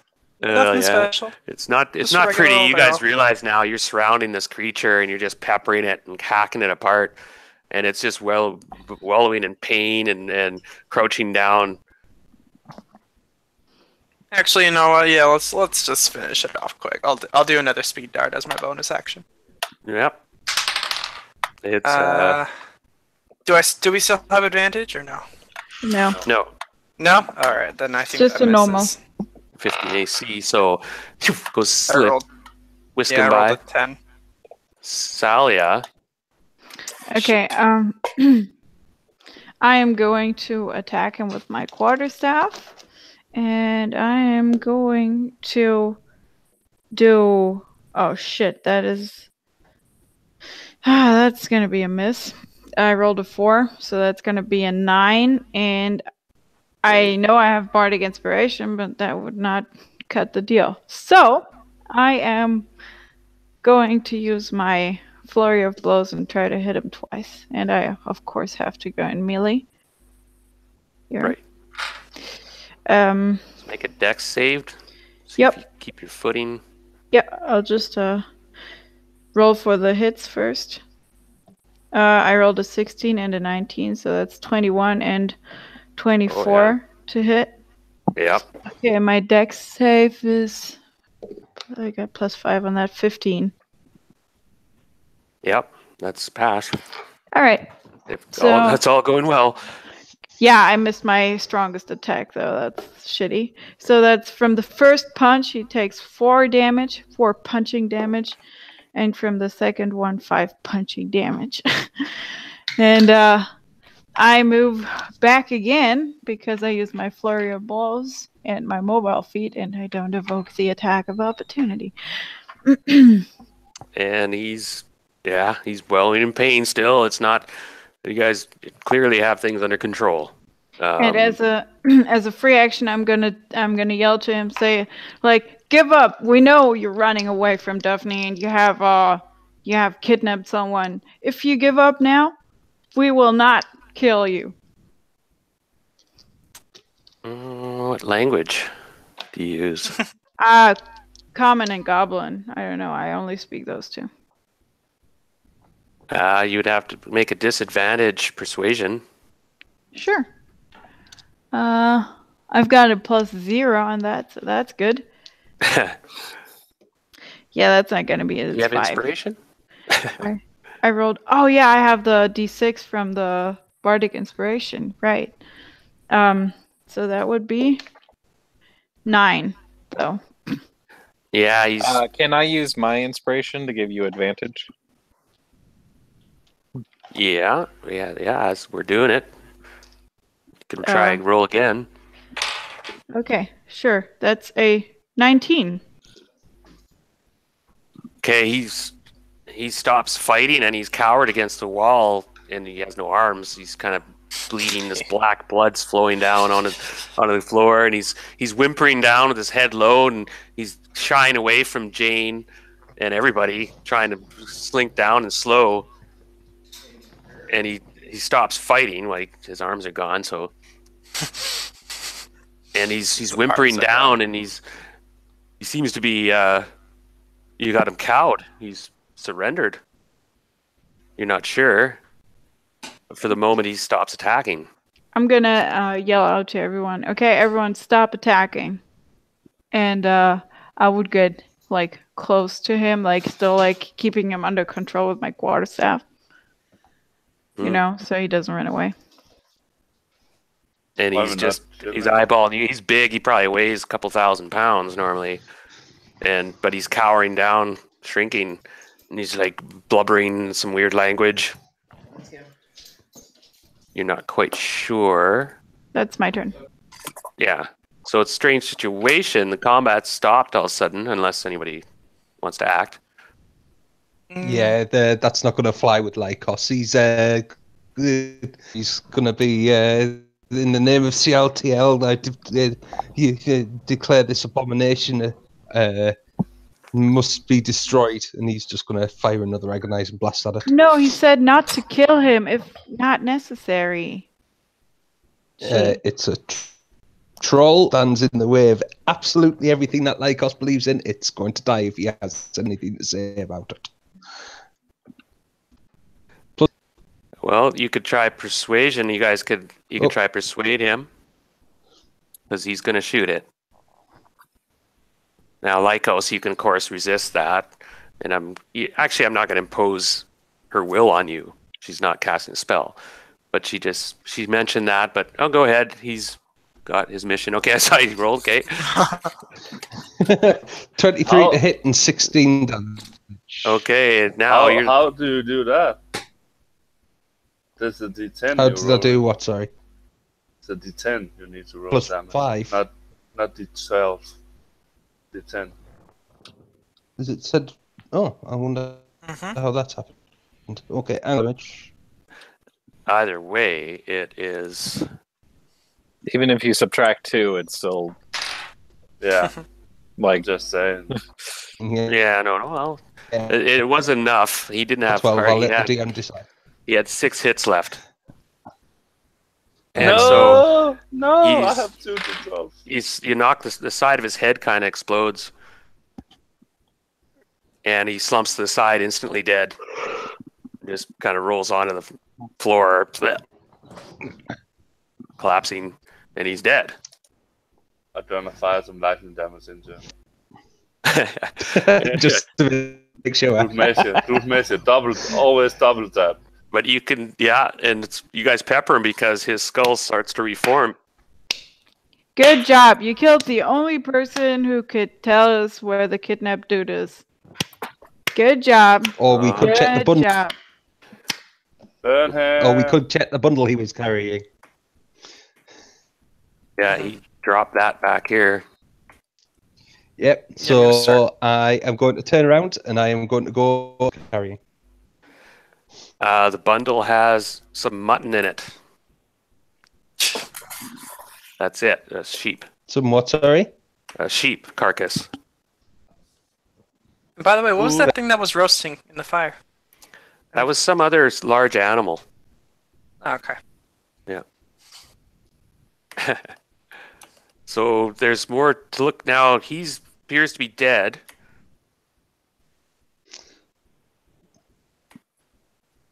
Does he have anything of value on him? Let me have a quick look. No, not on him. He's pretty well naked. He's got like odd ropes and stuff for belt and some crude dagger and not much else. Now Sly and Jane are checking out, moving along. By the way, well done, you guys. I realize now that, of course, I didn't want to change anything partway through or make them stronger or something, but there could have been a couple trolls probably to Yeah. Easily could have challenged you guys more. I didn't realize we had so many players and stuff too. Anyway, you come around into this part over here, and this is where I light another torch, by the way. Jane and Sly Dog, you guys find a cage. Okay. Or Sly Dog does. Is this a cage? Yeah. I gonna. And there's a dude in there with horns, and his bottom half of his body is that of a goat. Ooh. And he that looks a must- bit haggard. That must be the guy we need to find. It's a satyr. It is. There's a satyr, and Jane and Sly Dog go up to him, and he's looking at you, and he seems pretty gaunt, emaciated, probably hasn't eaten for a couple days. He's got like a flute in his hand, and he's looking at you guys. Jane's going to hand him some of her rations. Be like, here, you look like you need it. Hello. I thank you, friend. What brings you to this ghastly place? Daphne sent us. Would She you thought be- you might be in trouble. His eyes light up. Daphne, is she okay? Oh, she's doing fine. She was really worried about you, though. And her brother? Dead? Dead? That's not possible. We didn't burn the body yet, right? No. No. Well, You guys might need hear to go and burn the stone- parts, you guys- but he's very. Yeah. You guys, he's looking at you. That's not possible, is it? Well, we incapacitated We'll get him at the the bottom moment. parts and we'll burn him. He goes, I'm thankful to you. Do you got a key? What's the cage made out of? Is it just like Rusty steel. rusty steel? Is there a way that I could like attempt to just break apart the cage? I just shatter the one part of the cage. Oh, with Okay. with an effect? A shatter. A shatter spell. Oh, I see. And Shatter is thunder. You're gonna deep fry this guy inside of that. No, he's just go to the one side and I'm gonna cast on the other side. won't But elect- it's won't electrocute him. steel. The rust and steel. Yeah, but still, like, wouldn't that go through the thingies? That's like, Damage. As Thunder someone damage who's literally is been in a damage. Tesla cage, it actually serves as an insulator. Oh. All right, So well, you guys as long pass- as he's not like grabbing the outside of the cage, it shouldn't like go all the way through. okay. All right, take your chances, and you shatter a part of it. We'll assume that it's okay for now. We don't want to electrocute Gregarius. Once he's free, and Jane's going to walk up to him, put her hands on his hands, and she's going to heal him using healing touch. 5 to get rid of any effects that are on him, and then 5 just of healing. Oh, nice. He's very grateful. And he lets out a little piping toot on his pipes. Jane takes her pan flute out and follows suit. Well, and there's a moment of brevity and happiness in this room. He's freedom, and he's found out Daphne's okay, and everything seems to be okay. Do you know where he hides his loot? Oh, good question. Yeah, I'm back off to burn. I'll cast out and see where the hell I'm going. Yeah, let me have a quick look here. You see that he's not very meticulous. You guys can search this area around, and he scuffles around down here in these piles and whatnot all the time. Okay, I'm gonna look down there then. Jane's going to give advantage by helping him. Yeah. Gregarious And will go with you guys. I'm gonna try to roll something good.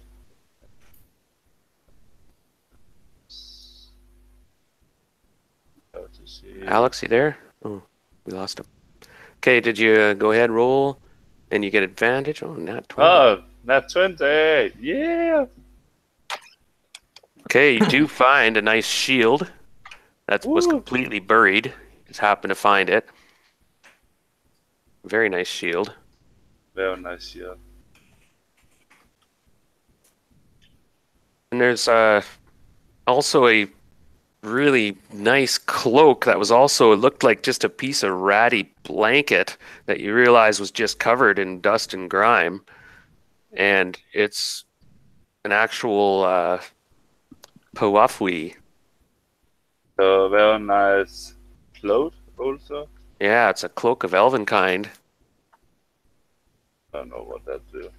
Until you'll have to, it has certain powers though. You'll have to check it out.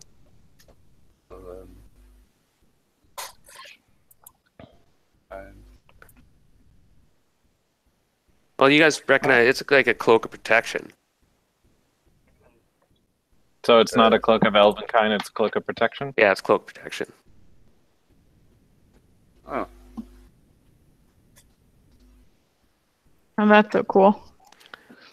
Awesome. What else did you find? Sorry, I was not. Cloak of protection and a nice shield. Oh, cool. Mm-hmm. Sorry, my headphones are being stupid.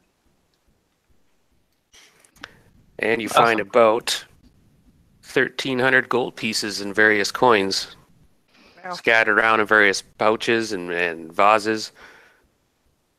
Yeah, I was going back to this big room and just seeing if we missed anything in these boxes. Yeah, you guys searched it fairly thoroughly. Okay then. Yeah. So, Also, can you give me my torch back? I lit up another one, so I see a bit better. see? Yeah. Thank you. 2040. How much roll did you say? 1,300. FYI, I'm keeping track of the stuff that we have so far. Cool. Thank you. I'm tearing this stuff. I keep it all by myself. No, I don't. And that's a rough passageway. You really have to be careful going down that one. I'll just assume you guys slowed down, took your time. It's actually... Yeah. Oh, wait a minute. You guys went home. Okay, you'll have to make... Who went down there first? I think Jane and I did. Well, I was going to say, before you go down there, you realize it's like quite steep. It's like cliff stages, and it's quite unstable. Okay. Yeah, it could be risky. You could start an avalanche there. Jane would have gone through anyway. Yeah, I mean, we started it. I mean, it right? would have been way more convenient to go around the other way. So Yeah, just I'd because go that's like a around the cliff. other way. Like you can climb down the cliff. Oh, like you have to climb down it? All right. Yeah. Oh yeah. Well, I didn't have the torch at that time, so I didn't see very well, and Yeah, and it's if it was during the actual combat and stuff, that would have been if one of you guys would have went up there, you would have caused an avalanche potentially. yeah, okay. Ooh. Well, the food looks good. It's actually pretty good food. He's pretty good. Oh, by the way, the corpse is gone. The troll's corpse. I did say a while ago that I was going to gather the body parts up and burn them. Yeah, but that was after you were over here, wasn't it? Yeah, we all went over there. You guys And were then gone like- for yeah. about 4 or 5 rounds, estimated, at least. Okay. Yeah. And this troll regenerates 10 hit points a round, Oh wow. and so he got more than enough. And he's fled. Apparently, the stone's been moved to the side, All right. and he's ran off into the wilderness. Stop. Bit of a head start on you guys, or whatever, and trolls have pretty good speed. I'll have to look at if you guys want to pursue that, but I was kind of wrapping up the adventure in one way. Like you guys, he escaped as I'm going to have it. He basically escapes. I had no idea that trolls could do that. Yeah. I'm gonna yell to them, are we going bad now? Do I have to make another athletics check here? No, we'll say that you guys have the rope set up and whatnot. You guys search out Yeah. the lair, and you guys found the gold. You found the cloak, and you got Gregarius. So you guys did succeed. All right, and then we would pretty much head back to Daphne. Daphne. All right. So well done, everybody. Again, I should have had a couple trolls, our family. It would have been much more dangerous. But anyway, it was done. And you guys head out, and you're met by Pico Nico, who are very excited to see Gregarius, Gregarius seems to be a very charming character. And he's got a beautiful voice. Beautiful voice. Even when he's just talking and whatnot. He's so beautiful. Yeah, and Pico Nico are buzzing around him and kissing him and tapping him, and they're just happy as heck to see him. And you guys, the journey back to Daphne's is Gregarius actually is so It is as I feared. I bet the Gremeg yet lives. And perhaps he may show his face again, but I think for a long while he will behave. You must understand, that's Stephanie's brother. Half-brother, of course. And there's much history to that. Perhaps she will tell you someday, for it is her past. And now it is for another adventure, though. But there's a feast to have back at the trees. I'm sure she will be happy to see us. And you guys have a really joyous journey back, and you kind of get to know Gregarius, and Pico, Nico even are behaving themselves, and they're pestering Sly quite a bit. They seem to take a liking to Sly. Yeah. Probably because they annoy him. That's how pixies are. And Gregarius, you get to know him a little bit, and you guys have a friend now in these fae folk. Like, you're gonna have a bond and a connection with both Daphne and Gregarius, just to let you know at the moment. And there's benefits to that. We'll get to that shortly. So I'm gonna bring us back to the Dryad tree.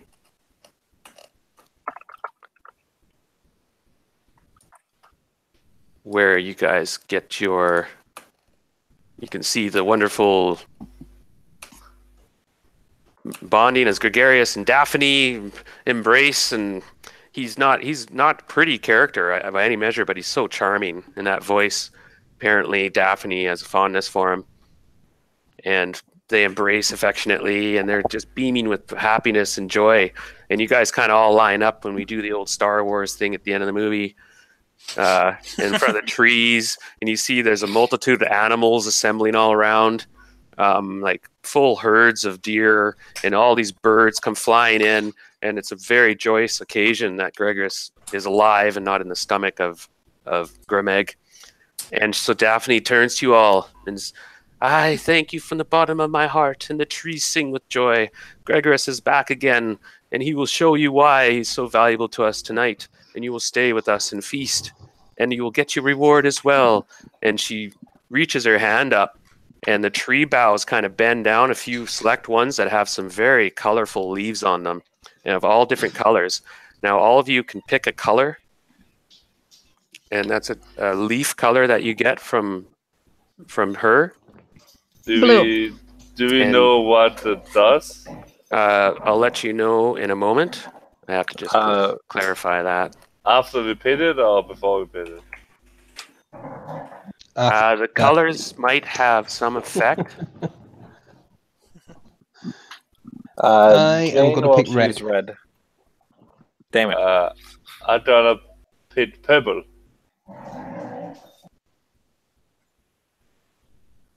Purple. So purple, and they're beautiful hues of these beautiful colors. Really quick, you guys, when you click your character, can actually select a color. Ooh. Okay.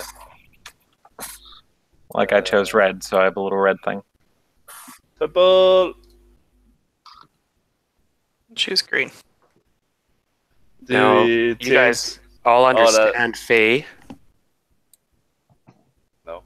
What? We all understand Fae now? Yeah, that's one of the powers of the leaves. Okay. So permanently, or when we have to leave on? Not permanently. Ooh. Understand or speak it, Jill?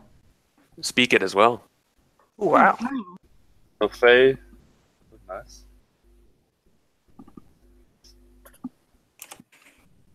And write it and read it? Or... Right now, quickly.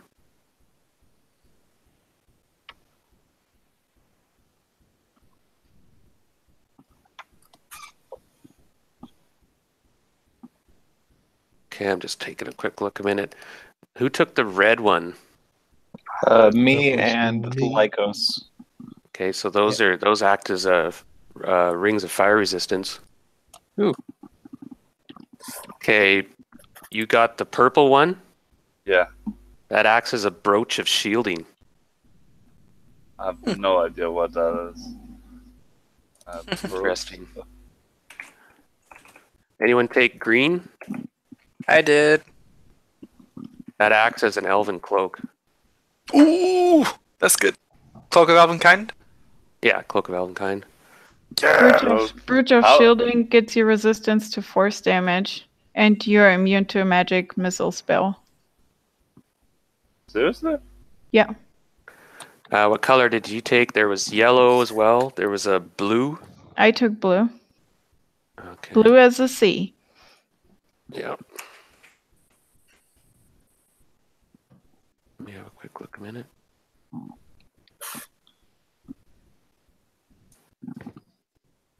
She's so blue. Dabbity dabba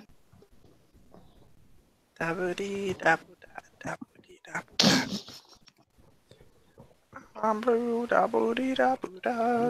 One second, I'm just making sure I got this right. No problem. Yo, listen up. Here's your story.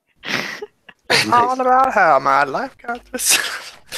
Oh no, not the Prince of Bel-Air. I don't care. I'm just. It says it acts as a breastplate of lightning resistance. Ooh. That is really dumb because I cannot wear that. No, it's not I a mean, breastplate. it's It true, acts is it? as one. So you get All lightning right, there you resistance. go. You gain the power of that. You don't have to wear the breastplate though. As long as you have that leaf on you. And the leaf actually is, as you guys accept them, they harden. They're not like a frail leaf. They actually turn into some sort of material. You can wear them as a brooch. Jane's going to weave it into her hair. Or belt buckle, brooch, yeah, hair. I'm assuming we have to whatever. attune to them like the normal object, right? Yeah. Okay. Cool. Now, is that everybody? I believe so. Yeah. Yeah. You went through all the Two colors. reds, the purple, the green, and yeah. And she goes, I can return you back to your place, your city, in the same way, if you wish, for we are quite a distance from it. I have a question. Would this leaf interfere with my unarmored defense from being a monk? No, I would just get lightning No. resistance, right? Yeah, you get the same effects of that breastplate of lightning resistance. Okay. So So she also did the armor? No. no, she's not armored. She's just resistant to lightning. Okay.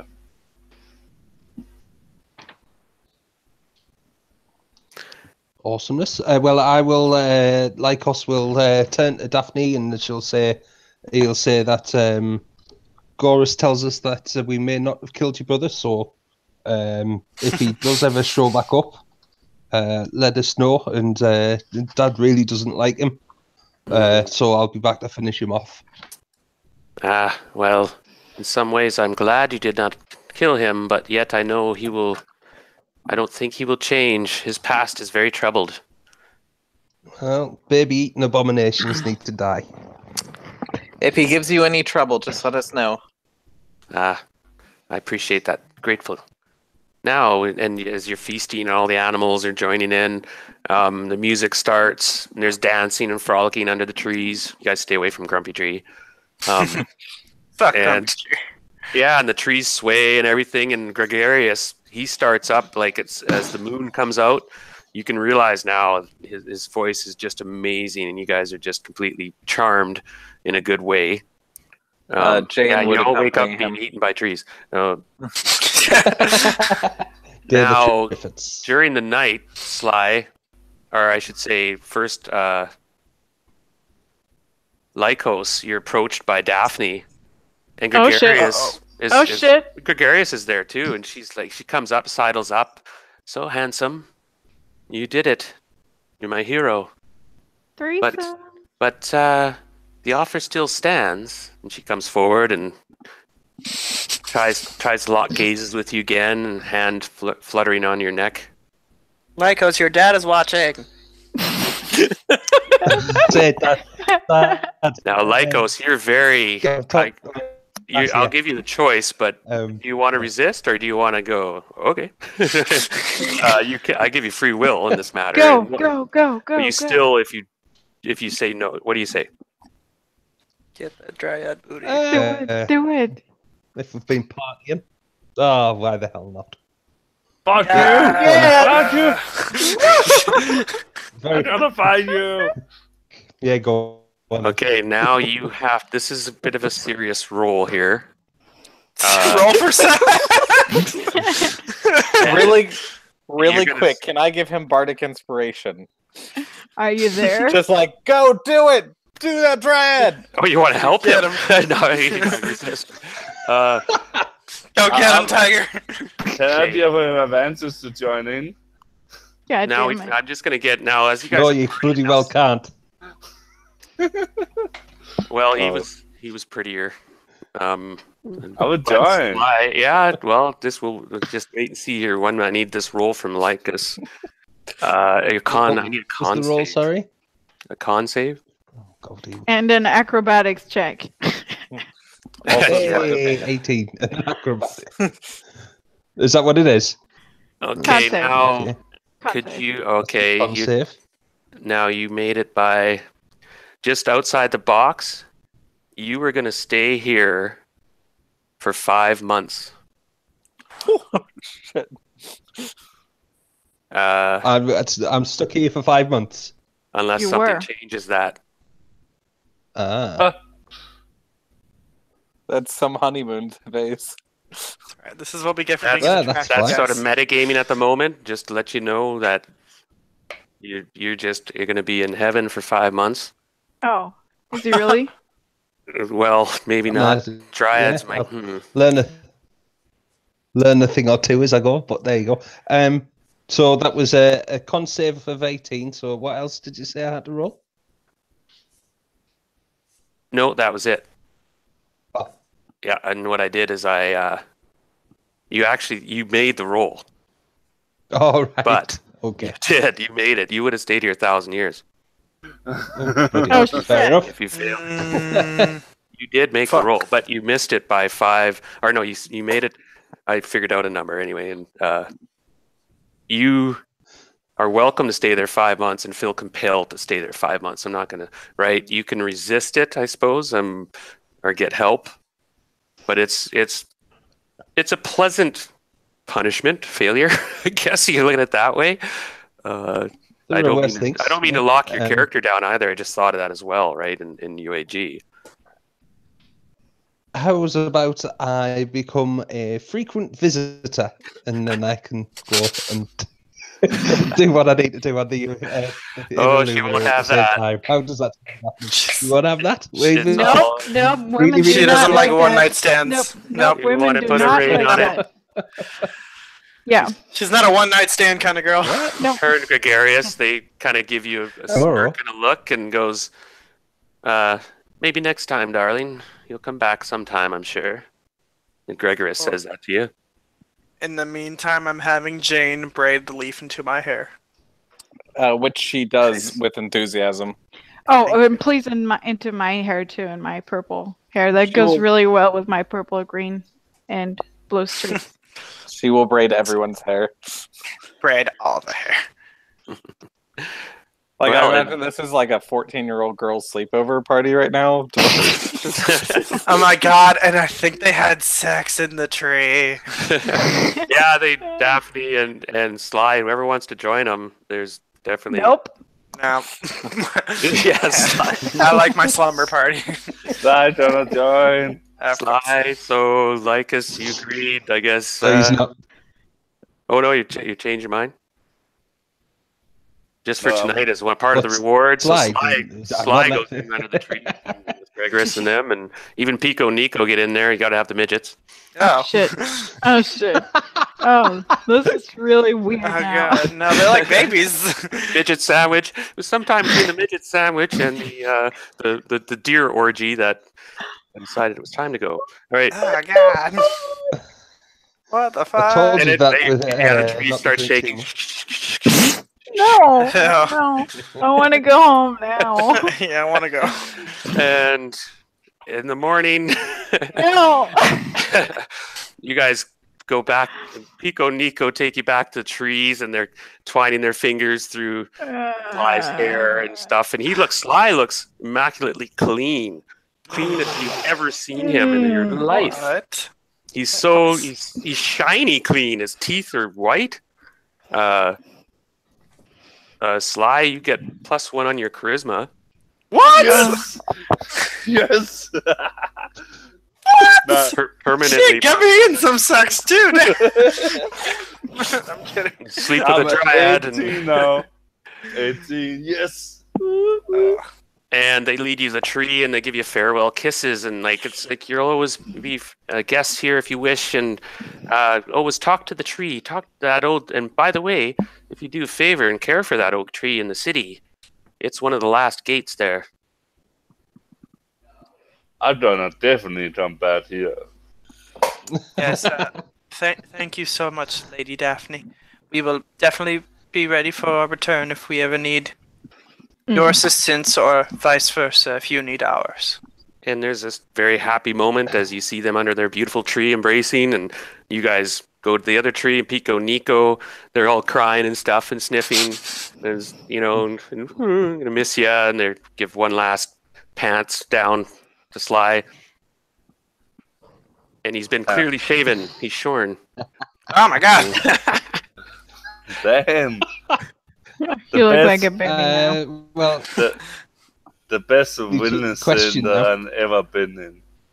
Sly's been, they manscaped him. Yeah. Yep, I'm out of here. Can we go home now? Yep. Can we go home now? Let's go. Yep. Okay. And you guys go back to the end of the Welcome Wench, which happens is only a few blocks away from the tree. And that's why Pico Nico went to the first tavern they could find to find their heroes. And oh yeah, they're not here right now. Jane's going to sit next to Sally and be like, "We should go drinking more often. This is really fun." Yes, definitely. And I need to drink a lot more to keep up with this. Is this what happens in all drinking days? Well, No. so far I've gone drinking with Sally twice, and it's happened both times. So I'll take that as a yes. Always good company. I guess she chuckles like nervously or awkwardly. So now I have all my teeth also, or Oh god Yeah. damn it. How did you have fucking 17 charisma? That's He's- fucking They had a Yeah. makeover, dryad midget makeover. god damn it. No, let's not get into that. But how did he have like 17 charisma before that while lacking like You half don't- of his mouth? Yeah. Lots of pumice. Lots of you pumice. don't need to be beautiful to have a high charisma. Yeah, See but it how kind of you goes are. along. Like if you have a 20 charisma, you're like pretty attractive, you know. Definitely Right. helps. like a really good force of personality. He's like so. a drunken Like, charmer. I'm beautiful on the inside doesn't really count for your character either. So it's either Like one just or the because other. you have know? a high wisdom doesn't mean that you make the smartest decisions. It just means that maybe you're just really good at seeing things. Yeah. Well, it's he did get lucky, and the dryad. Just really wanted some action. Yeah. no, I think I should be able to. Dryad enjoyed it that much that she gave me an extra reward Oh, roll performance on that. with advantage. What? With me having my actor's feet. But you didn't do anything with the midget. You're acting out an organ. Greatest. Yeah. Hey Sandra, what was the things that we had to roll that one time? It was like Oh yeah, it was it acrobatics. was like perform, acrobatics, and then And- a constitution Oh, save, con- sleight of hand. Yeah, it was I sleight of think hand. that's and the Illumina one. constitution. Yeah. Oh my Nice. god! Wait, what? You had to roll like all that for a second? Yeah. Yeah, sleight of hand, constitution, and athletics, I think. Yeah. And acrobatics. Okay, I'm gonna I stop think they the dropped that. Yes, please.